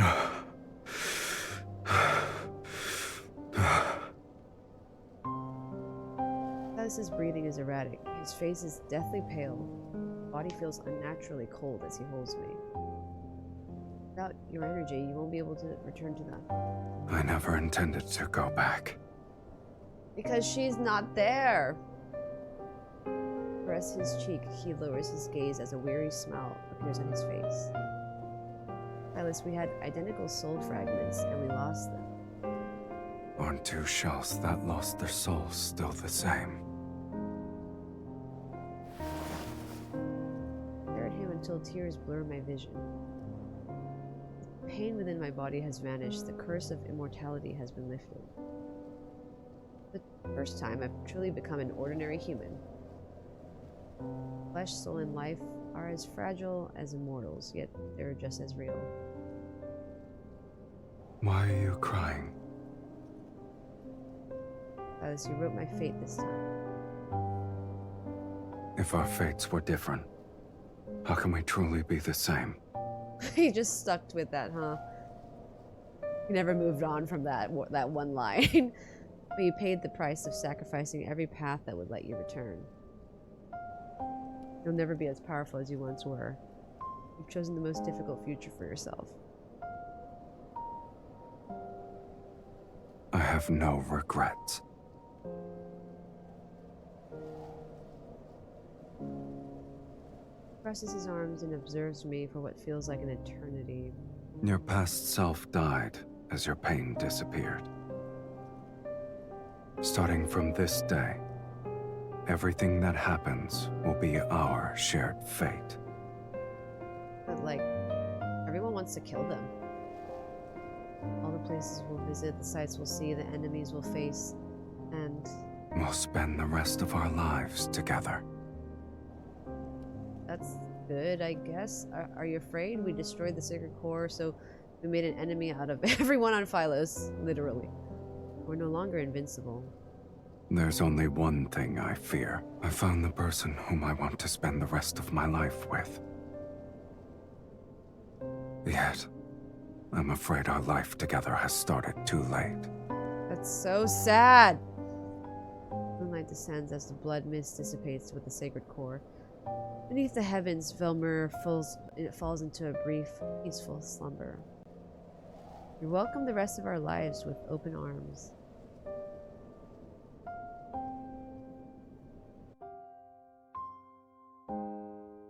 So they're now both human, but they don't have each other's souls anymore? Or they still do? I guess we'll find out. Oh my god, it's the last one. Holy shit, guys. Just trying to figure out how everything ties together. As the wind and sand disperse, the world falls quiet once more. Before the world collapses again, Sylus and I visit the secret garden we promised to visit.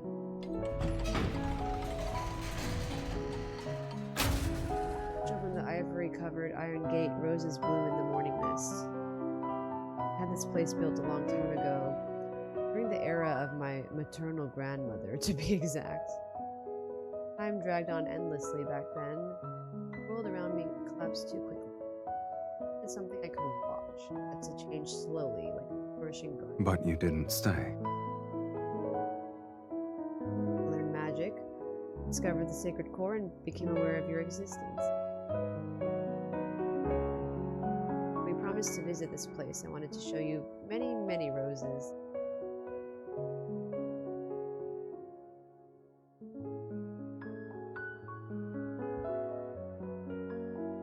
Sylus picks a rose and tucks it into my hair. You kept your promise. It's the perfect place to mark the beginning of our life together. The very start of the rest of our lives. That's cute, I guess. They get to live like real, normal people. Don't you think the rest of our lives is a new concept for us? Indeed. Our lives now have a beginning and an end. The boundaries are distinct.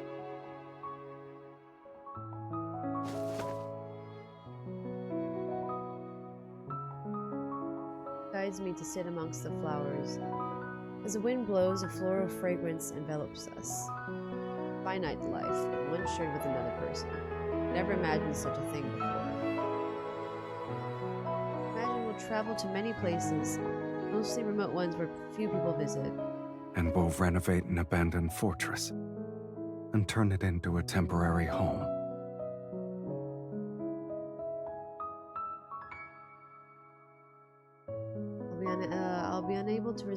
strange, unusual magical texts from old bookstalls.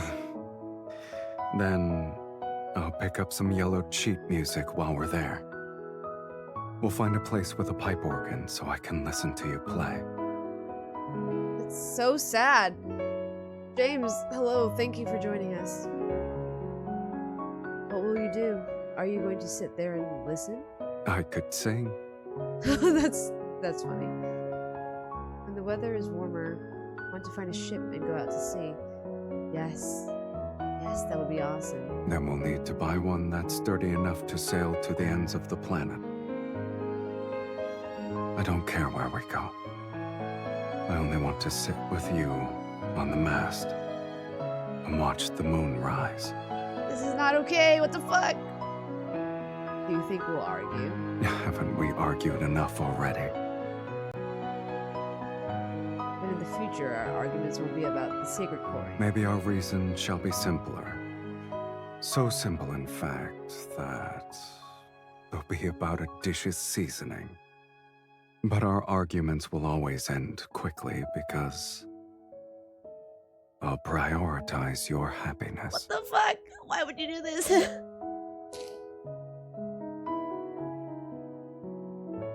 They're gonna die.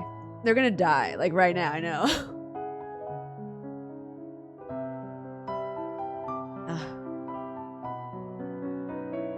The standard myth mention? Oh, the seasoning! The salad dressing! What the fuck? You sound confident, tell me more. For example, I could make you a wooden bird that caws. Mephisto? Will you name it Mephisto? If that's what you want. Maybe we'll come back to Valmir every now and then. We'll visit this garden to see the roses bloom in another year. There's no rose. They haven't really gone to any kind of flower place except for that dragon place in Lincoln timeline, right?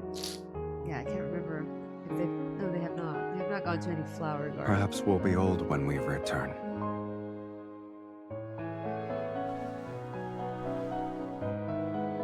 That means we truly have spent a long time together. It could be considered one way to rewrite fate. We only need to choose each other to rewrite fate. It's a simple matter.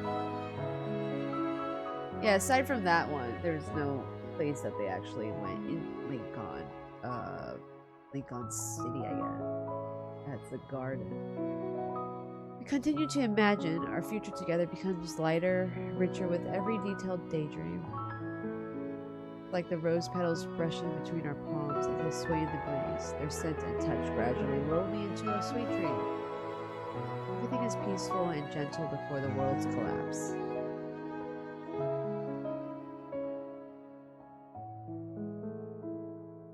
Man, that line about the prioritizing the happiness is like not okay. With the sacred core's destruction, the world falls apart. It's no different from a temple being destroyed. The false world order peels away from its foundation. So, instantly, he turned white roses to red in the spring banner. He did! I was wondering why he would do that! Oh my fucking god! That's crazy. That's crazy. That's crazy! I was like, when that happened in the banner, I was like, that was so random. Like, why did he turn that into red? Now it makes sense. Oh, that's fucked up, dude. Across the continent that's shrouded in death's shadows, people's hope of rewriting fate dissolved into oblivion. Pillars of faith crumble. Barefoot fanatics fill the streets. They burn ritualistic objects and wail as they try to summon their past god. Terrified of being overrun by riots, the nobility retreated to underground shelters. A power vacuum formed. Religious organizations tried to establish a new faith and overthrow the old dynasty. How much time is passing right now?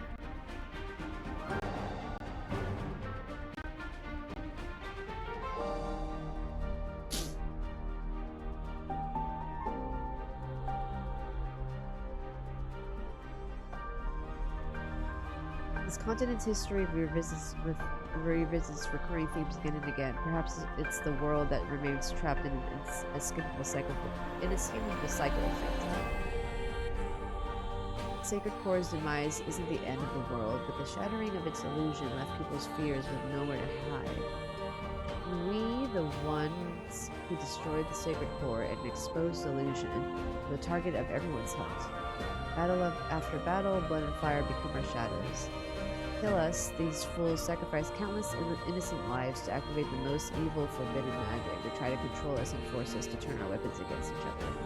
But after every wound and instance of bloodshed, our invisible linkage continues to connect us again and again. We spend a long time together and endure those countless hunts. How long, I wonder? But one day, we both stop in our tracks. We're surrounded by blood and ruins. Perhaps we've grown weary of the endless strife, and we're tired of this ignorant, cowardly world. On this planet, heading towards doomsday, it's possible that weariness is the true awakening. And then our dream ended.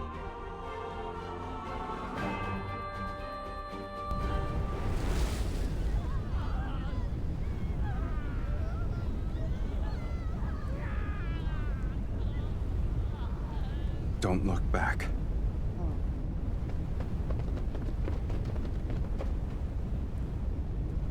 When the roses bloom again, will you remember who I am now?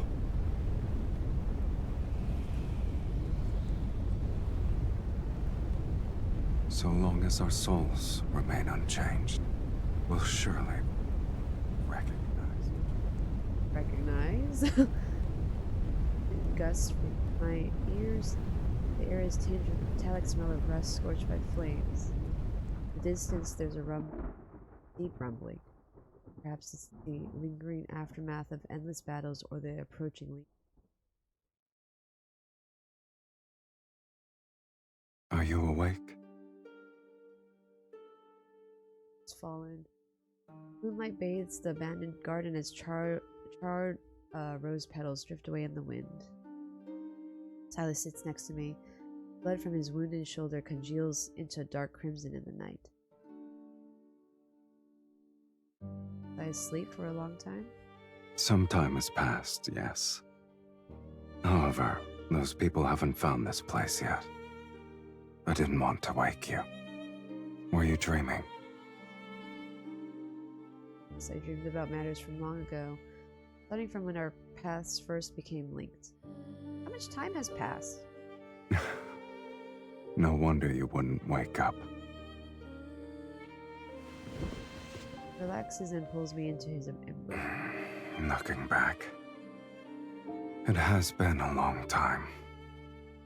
I also dreamed about the future we once imagined. Finding a temporary home, hunting for old sheet music, going out to sea, making a wooden bird named Mephisto. You remembered everything. It's easier to remember matters that actually happened.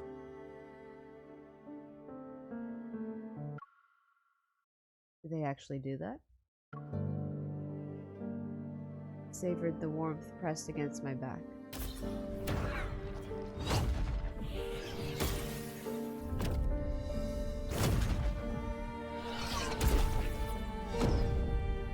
Every dream we managed to fulfill was intertwined with endless battles and desperate escapes.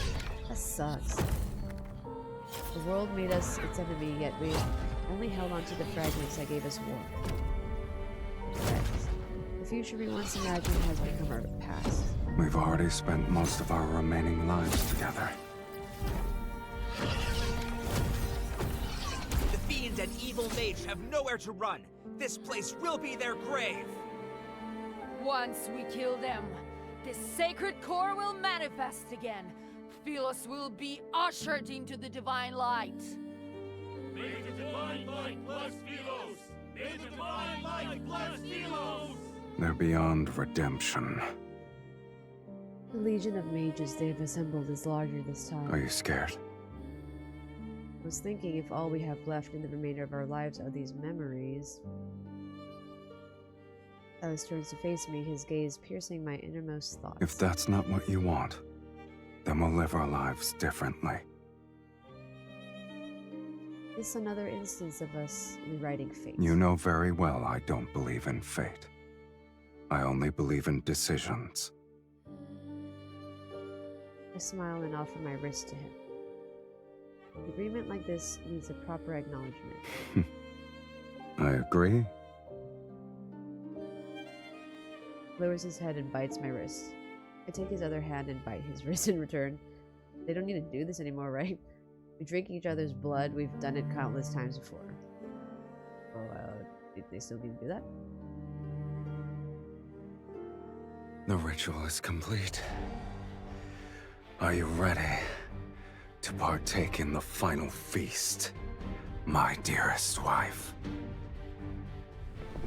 I like how he still calls her wife. Massive wings unfurl behind him as he hovers beneath the blood-red moon. Tap my staff on the ground to create a glyph of death.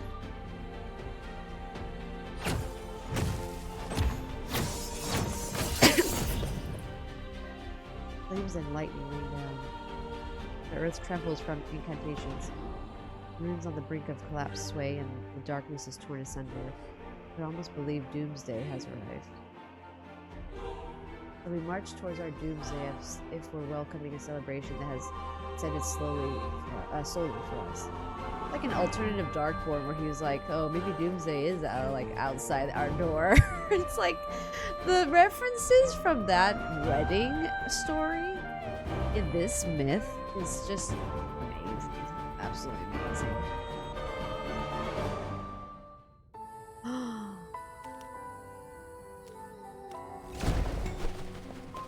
Oh shit. Oh, they go back to the underworld. Oh my god, I suppose this is the end. So well animated. Heck, Lincoln. You regret sacrificing yourself to destroy I'll them. always accept the consequences that accompany my choices.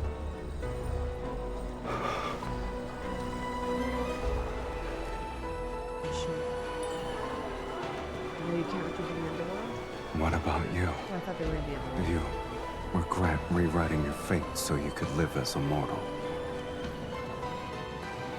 In his ears. Of course not, so he listens to him. Alright then.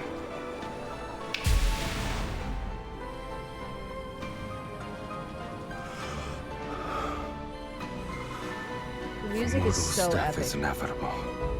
And although we could never share the same beginning, I believe, So at the well. very least, So we well. can share our deaths. Stop. Wait, when you were born, did anyone bless you? Just so you're aware, no one wanted me in Philos. Yet it's you who awakened me, the person who blesses me. It must be you.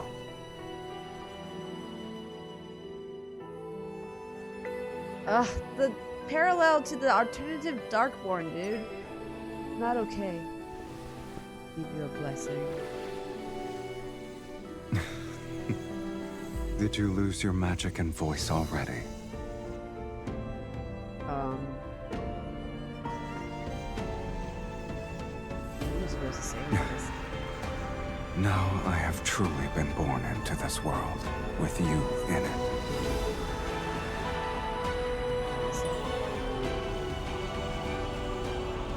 No longer in existence that no one wants. Oh, this is so tragic, but also very beautiful. I'll remember that.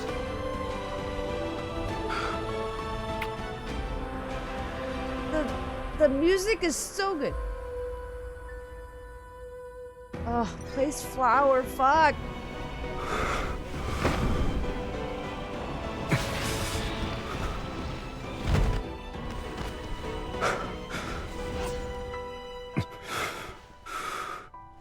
Oh no.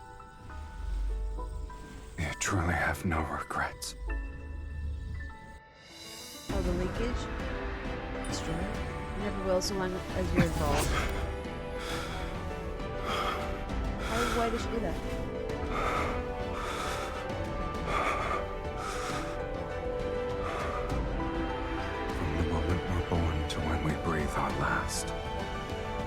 will inevitably walk the same path. It's the greatest blessing for us. Why would they do this?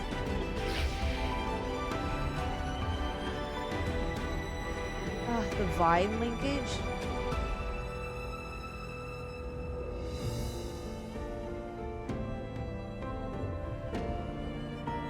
Oh, the petals, like, just like alternative dartboard.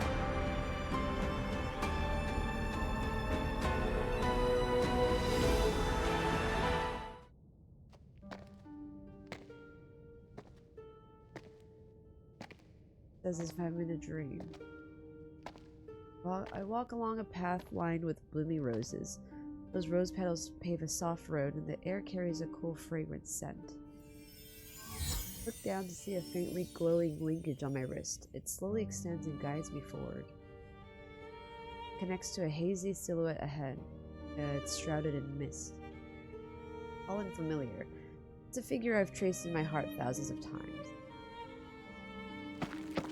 Name circles my throat, yet I'm unable to make a sound. I can only approach him one step at a time. The linkage tightens around my wrist. It reminds me that if I keep moving, I can touch him again. The wind gently disperses the mist, and the figure etched into my vision comes into focus. Before I can see him clearly, could have been his figure, transformed into a floating soul fragment. Lonely, it flickers in the mist. Slowly moves as if invisible waves are pushing. Another glowing fragment reveals itself in the sea of mist. They're one and the same. Two fragments slightly tremble. They flow out of a thin chain of light that connects them to each other. Linkage resembles a freshly bloomed rose. The two soul fragments become glowing petals within it. Touch the first soul fragment.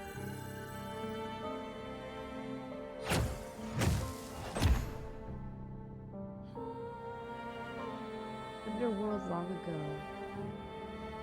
Beneath the boundless gray sky, countless fractured world fragments are akin to enormous mouths, devouring space and time.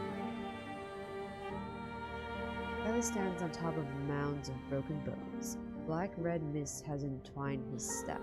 You lost.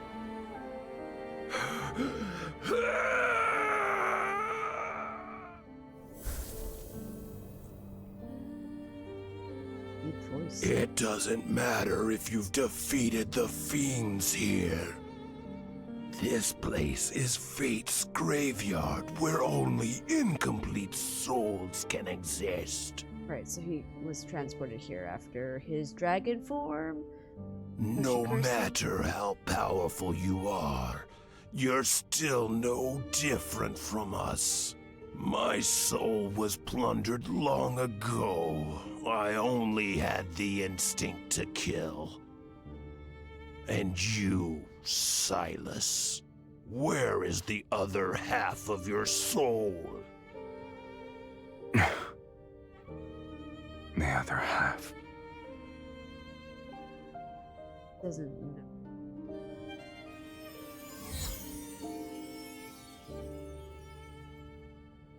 Touch the other soul fragment.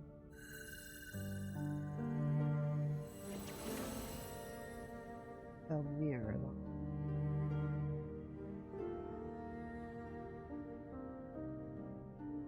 Your immortality isn't the result of divine favor.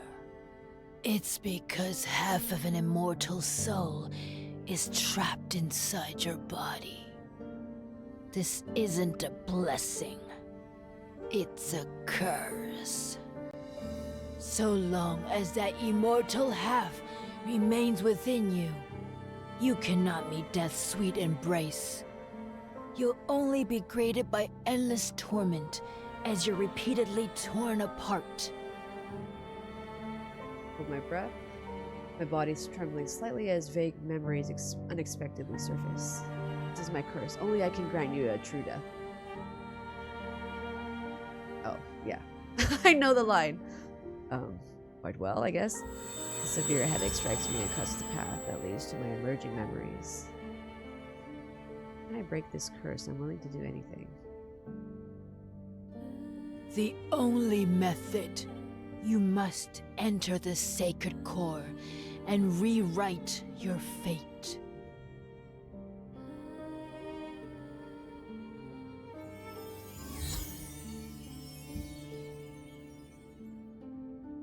Reunite 2 fragments.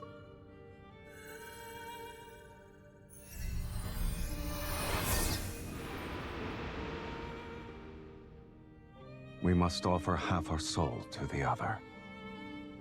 They'll be merged to forge an unbreakable bond.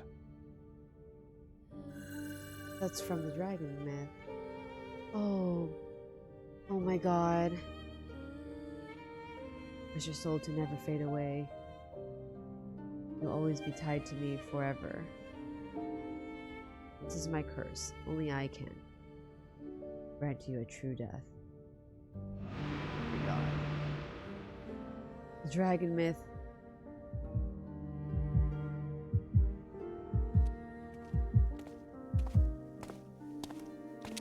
Once again, I walk this path lined with roses. Yet I'm currently holding a blossoming rose. The petals are connected as they emanate a golden...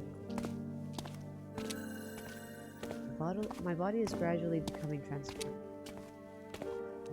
The mist before my eyes is gradually dissolving. It reveals an endless darkness, a tunnel leading to a new world. I'm going to leave this world behind. No, I don't want to forget again. She does. You don't need to be afraid of anything. A familiar voice resounds next to my ear. I turn only to find wilting rose bushes around me. But I hear the footsteps of 2 people. I will find you, and we shall inevitably walk the same path. The world we find ourselves in doesn't matter. This is so sad. Ugh. Give me a second. Another screenshot of this. The way they connected is just so genius. So genius.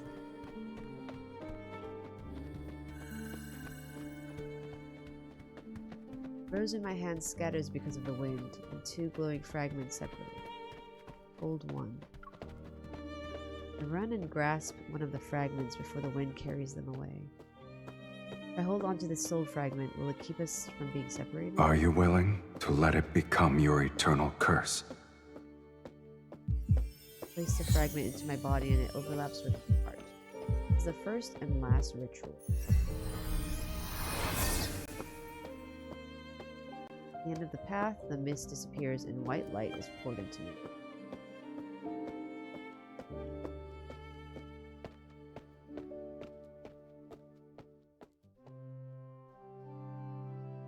Oh, the nebula? Float through time and space. It's so bright and yet it's so dark. I can only feel the fragments of warmth in my heart. Sylus, what if I forget you again when we meet once more? Ugh, she forgets him. Ridiculous. It doesn't matter. I will recognize you, and we'll be the same. 2 kindred spirits. So sad. And then, we'll begin our new life together.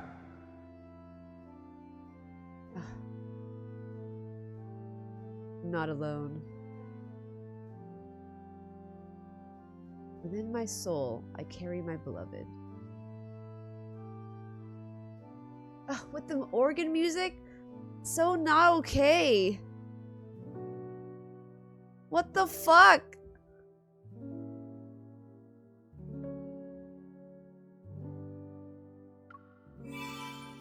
Ridiculous. Is this some Beauty and the Beast shit? Instead of fading, their intertwined souls transforms into an immortal rose, rooted in the heart and nourished by lifeblood. It waits silently to bloom on the day of their reunion. Not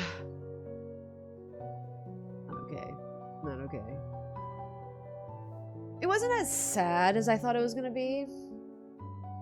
Because, like, at least we do know that they get together again, or they find each other again, but she forgets again. I'm unwell.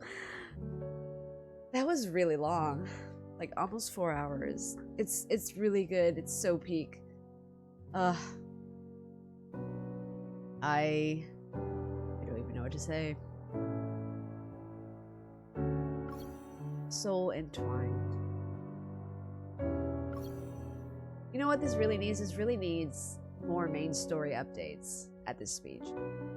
Like, they can't just drop this. The way that it connects is so genius. And then they came from this vampire thing, and then goes into Sylus in Lincoln. But does that mean that he remembers? Because I assume now that he doesn't.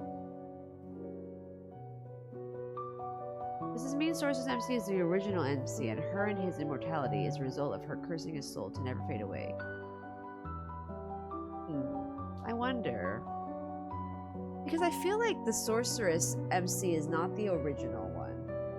I think there's still a precursor, but that probably won't be revealed until like the 4th myth or something. And you know what? I think the 4th myth is going to be really important for Sylus's story, because him in the number 4 is very, very symbolic. And I think that maybe the 4th myth is where we're going to get more past history. I think after this it would be Space Pirate based on his anecdotes, since that was the time he arrived in the N109 zone. I don't think they're going in chronological order though. I think they're just going to jump around.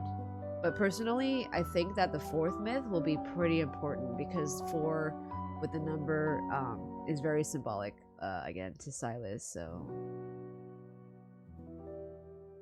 much to think about. Wait, what do you guys think though? Do you think that he remembers his dragon form though? Because I have been playing the game assuming that he has remembered everything, because he drops hints that like he kind of does. I think the end of this myth will continue with their kid gladiator arena. You think he does? I think he does. I think he did when he was like halfway between this Crimson Spirit myth story.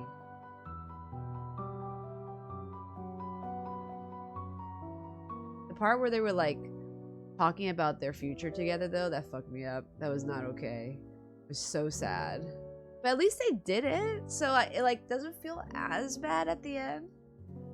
Like, I wasn't as emotional at the end of his myth, because you kind of know that, like, at least they kind of lived together, you know? They lived their lives, even though it was filled with, you know, like, strife. But, like, at least they were able to be together, so it's, like, bittersweet. Like, it sucks, but, like, it's not as bad as I thought it was gonna be. I forgot about the arena that would reference the 7 gods in Lost Oasis. I think yes. Remember in main story the girl mentioned that he is a dragon that eats humans, etc. Right. Well, he definitely knows about the soul thing because of the cocktail that he has for her that contains like 12.5 or 11.5 grams of soul or whatever. So he definitely remembers. But somewhere on Twitter stated how the eye drone when MC tried to get into bait with Raphael's. Said that the eye drone widened its eye after seeing MC and the voice announcement from Sylus. They might be right about this. Oh yeah, the eye drone. Sylus? Voices? Oh, I unlocked Heatwave. Yay. And kindness leaders.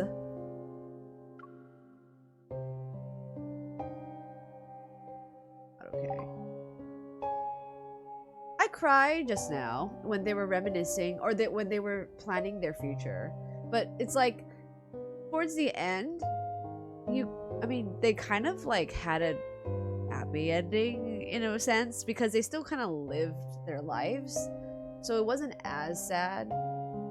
I personally feel that the saddest myth thus far that I cried the most was Xavier's 3rd myth. Oh, that one was so freaking good.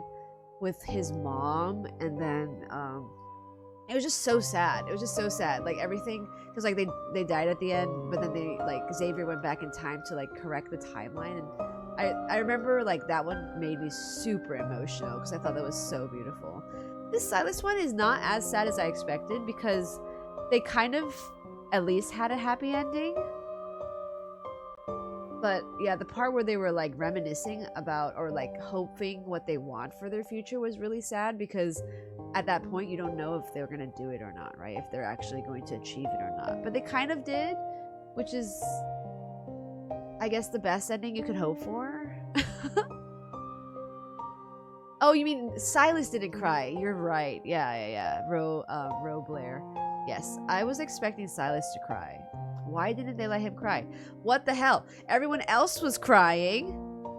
Why isn't Sylus? I mean, he kind of looked really emotional in one part, but he wasn't crying, though. I wanted to see, like, full-on tears, you know? I think he finally found the way to remember his past life so he could fulfill his promise to recognize her in any world in case she doesn't remind him. In case she doesn't remember him.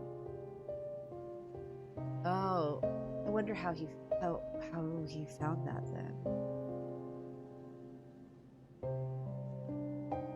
Don't forget to hear Ivory Prudence. It's connected to the myth. It's a part right before Silas's first arc chapter. Yeah. Let me just watch that really quick. I'm curious. Silas's voice is in that? I don't remember. Oh my god, I still have to finish Xavier's. I have been like leaving this because I like to like gaslight myself that there's actually new parts of the story. I have this little thing here that says new, so it makes me really like, oh, I haven't finished it yet. But it's actually just a little part of Xavier's that I didn't finish. But let's go to that part. I really wish they would just update the main story.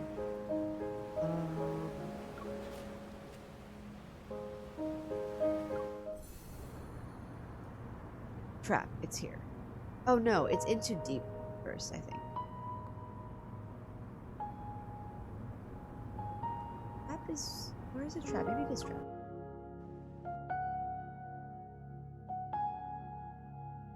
I think for this Sylus myth, they don't focus on sadness, but more focus on the way so far, everything story. Looks normal. Oh, I haven't heard my main character Gloomy hair speak for fucking months.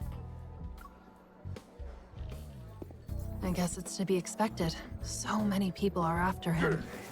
Hey, move aside. It's about to start. Wait, it's probably better if I stay low-key. More people are here. They're surprisingly calm.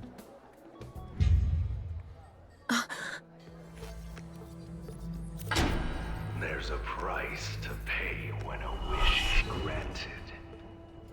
Will you be the hunter or the hunted tonight? Isn't that the eye? It's starting. Hunting day will now commence. It's that eye again. Is it here for me? No, something's off. I should hide for now. Now. That's not Silas's voice. There she is. This is the prey. It's coming. That's not Silas's voice.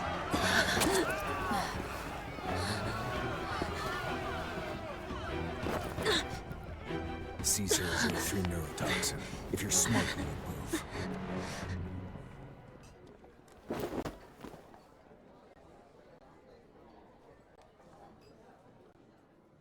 No, he didn't have a voice there. Or the eye didn't have a voice. See, this shit is so interesting. They never even explained this. The more dangerous things can get. Most are clueless to it. Who the hell is this dude? Now's not the time to celebrate.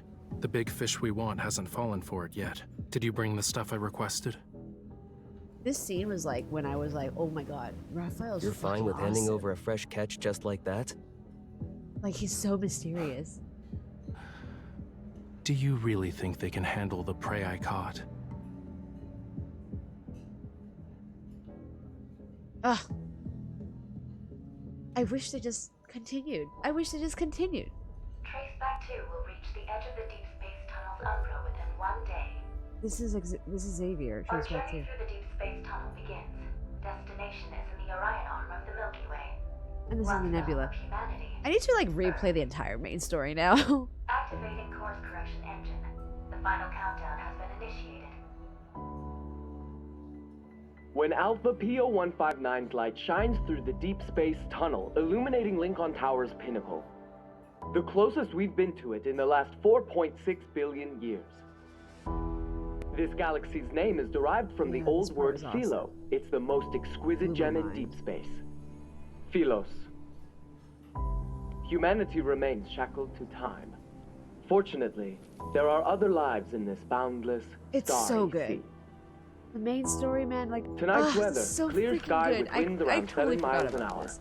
Everything is serene inside the deep space tunnel. Good night, Lincoln City. This is so fucking May good, you dude. rest in the Milky Way's embrace, drifting in long and happy dreams.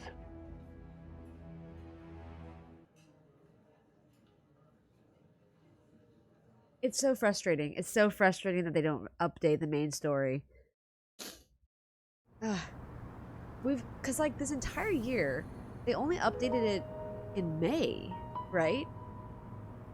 Because I was talking to my friend, that she plays Genshin a lot, and she said that every like 3 months or so, Genshin releases a main story. Yeah, Sansky, they've only updated the. Imagine if FF14 only updated MSQ once a year. Imagine. I did stream the entire story though of 11 Deepspace. I actually did. There's maybe one part of the story I didn't stream, but I did stream like a good majority of it. That'll be unplayable because we subbed for it. Yeah, I know. But like, imagine that though. Like, imagine not having an MSQ for an entire year. They gave us Sylus and Zane, and that's enough. And also, like, I feel like the Syluses and Zanes didn't really have many cutscenes, which I feel like they should put more effort into. And honestly, not play No Shot. Yeah, I mean, like, they do supplement it with like banners, you know, that do actually have exposition that will eventually be important in the main story, I'm sure. I've done all of them, but like, it's just like, why not just continue the main story? Why can't they do both? Exactly. Why can't they update? It doesn't make sense. Like, I wish they really did, because I think it really drives everything together. Because at this point right now, with all of these stories and myths, they're all going their own separate direction. There's not much cohesiveness to bring it together at this level, because there's just so much lore now that I don't even remember where we're at in this main story anymore. Yeah, I feel like the next main story would update, like, since they already did Sylus and Zane, I guess it will be Xavier and Raphael, since Caleb had a story update in January, I guess. I guess January was... Wait, was it January of this year that they released Caleb? Yeah.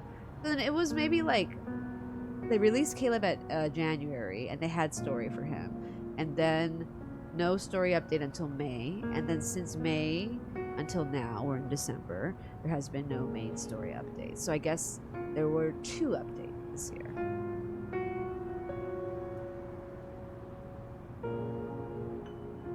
The Caleb story was so good, though. Even Nikkei gets 6 updates a year, but it is also supplemental. How long are the story updates, Sansky? Think about how the other love interest is gonna follow the... Yeah. Like, are they gonna drop the 6th love interest with, like, all of the cards that he will be missing? Like... Maybe we'll get a main story update after Caleb's next myth. When will that be? Like in March? That's still a long ways to go. There's a good bit of filler with combat, but they've been really meaty with 2-3 hours. Wow, really? 2-3 hours for Nikkei? Each 6 times a year? So basically every 2 months. That's very impressive. I mean, I think like at least FF14 style, like 3 to 4 times a year would be helpful. Kind of get everything back into, like, you know, into context, give context to everything. But yeah, Silas's myth, I did like it, the third myth. I wasn't as sad because, like I mentioned, I feel like it was a happy ending for them, as much as a happy ending could be. Will you hear the Ivory Prudence? Oh, sure, I can listen to it right now.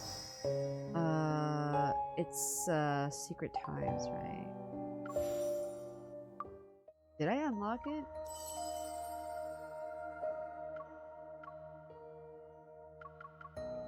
Ivory Thirst, Ivory Prudence. Okay, let's listen to it.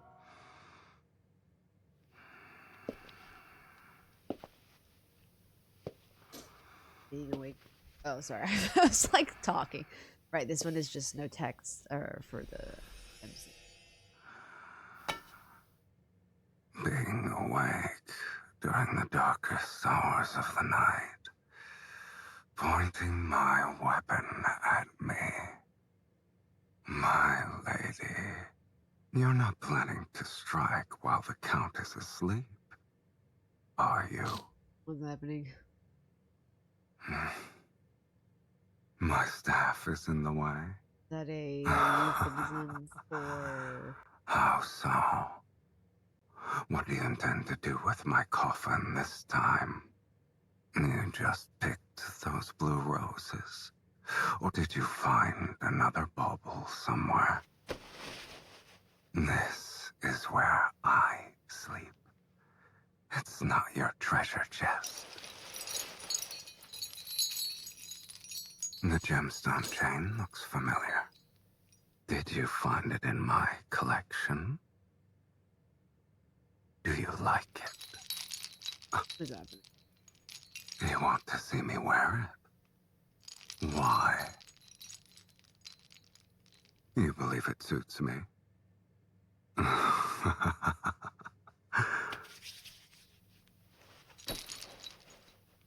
Go ahead.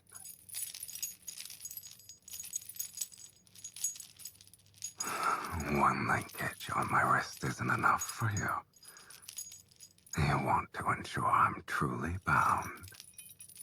How does this relate to the myth? And it's just like BDSM. Moving the chain down to... This is the right one, guys. me, or are you using this as an opportunity to restrain me? We're bound together by the linkage. You can't escape either.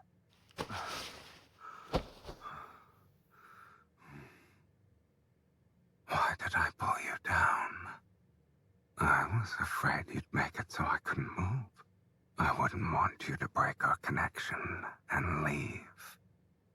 I need to bind us together. Mm-hmm.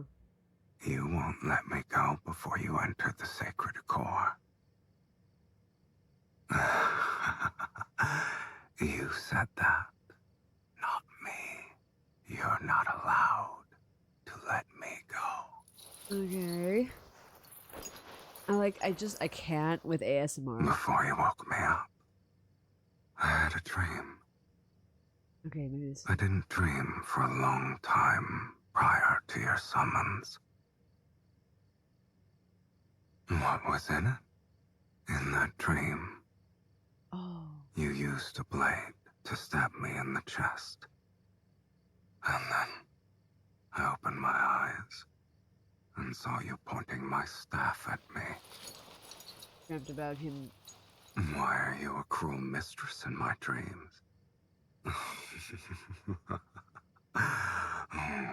Are you being benevolent? Wasn't I summoned to do your bidding? There will be a time when you give me back my freedom, and you would never kill me. You're being honest. What if I didn't care too much about my freedom? I've slept in this castle for many years. It's been so long that the wealth and trophies here have lost all meaning. In this fragmented space-time where day and night are indistinguishable, freedom. Perhaps it doesn't compare to a few blue roses that were picked for me. It's nothing compared to you adorning me with a gemstone chain you found on a whim. And it's incomparable to the warmth I'm holding at this very moment.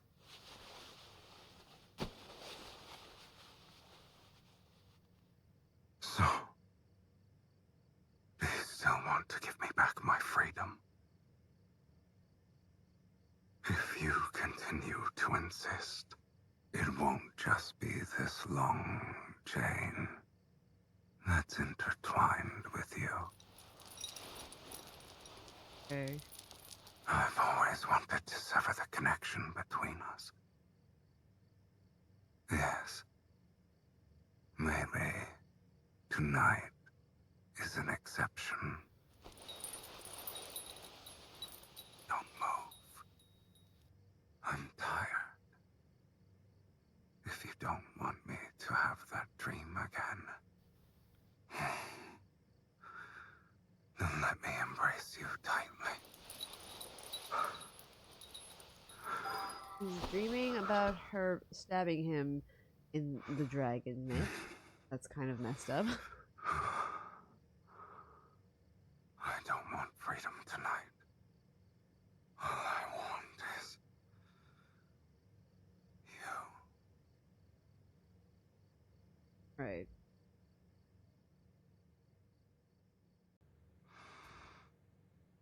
Okay, well, that is kind of not okay, but okay.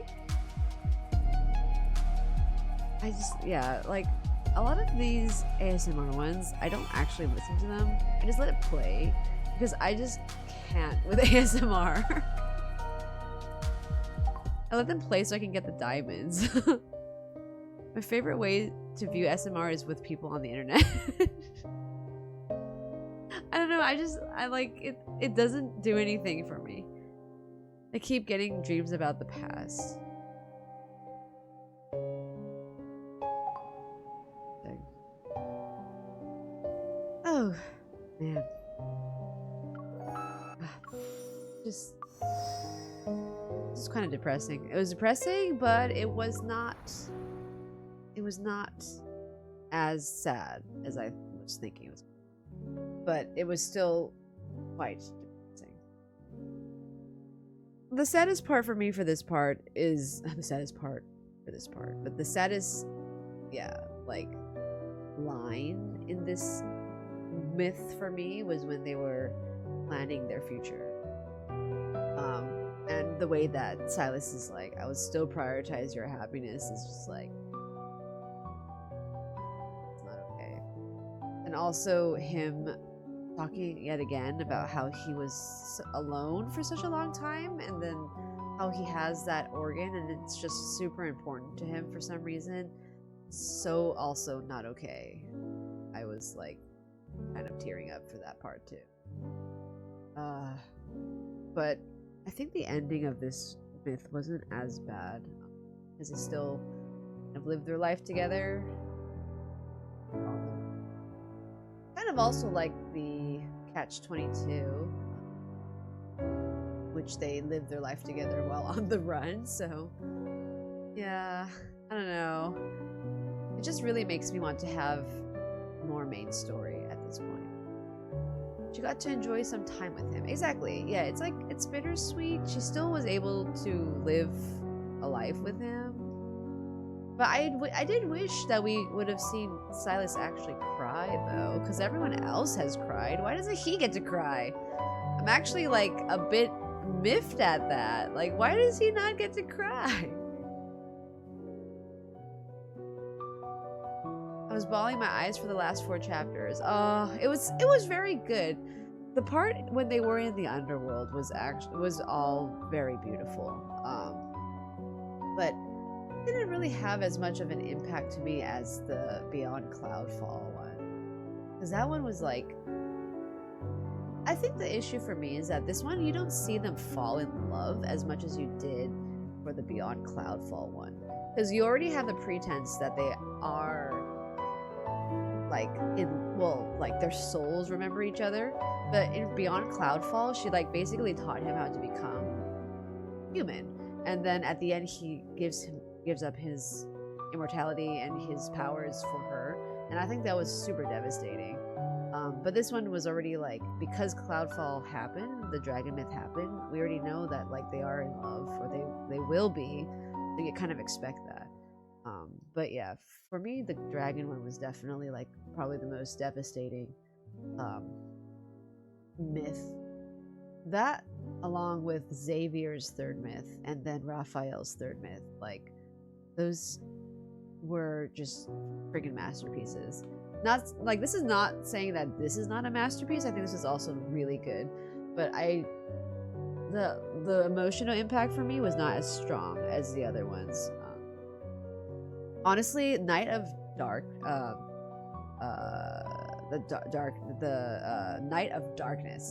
That one was like, sorry, King of Dark Knight.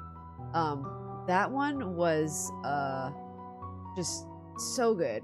Honestly, like, I thought that was as good as, like, because that one connected all of Xavier's main stories and his myths and basically explained everything about what was happening with Xavier, and it just tied everything together. And like, if you have done Xavier's additional banners and myths and listened to his lore and read everything, it just like tied everything together.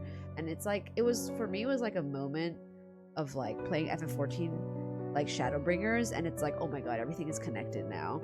And it was such a like great moment of clarity. Zane, I know, I love Zane. I love Zane.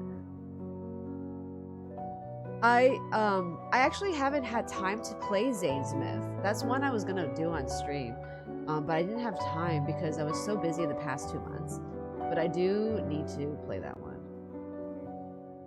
God of Annihilation. And this one, I think, because he's already in his acceptance phase, maybe we can see Sylus crying when he was young before Beyond Cloudfall. I want his pre-dragon, pre-fallen era myth now, or the main story. Exactly. His story gets me bothered because it's not completely answered yet. Yeah, I don't know. Oh, Razor Girl, thank you so much. Have a wonderful night. I also need to sleep. It's 3:30 a.m. in Japan. Save his tears for his branch story that comes. I don't really see why he would cry. I think they will save the crying for the Dragon prequel. I agree, Nicorito. I think they're gonna save it. Yeah, they're saving him crying for a special moment. I agree. They save this. Yes, save this. They save this man's tears for some reason. Probably his agonizing face, then crying is strong emotion, faith over despair. This isn't huge into faiths. Saw him. Yeah, I think that they will eventually show him crying, but I just don't know why. Or they did not. This one.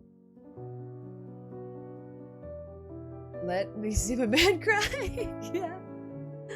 Next stream, VGA, Game Awards. I will definitely stream that. I'll be streaming some of Claire Obscura this week, and also on Saturday at 9 p.m.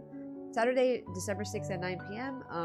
I will be back with Jimmy and Harada, and we will be playing RV There Yet.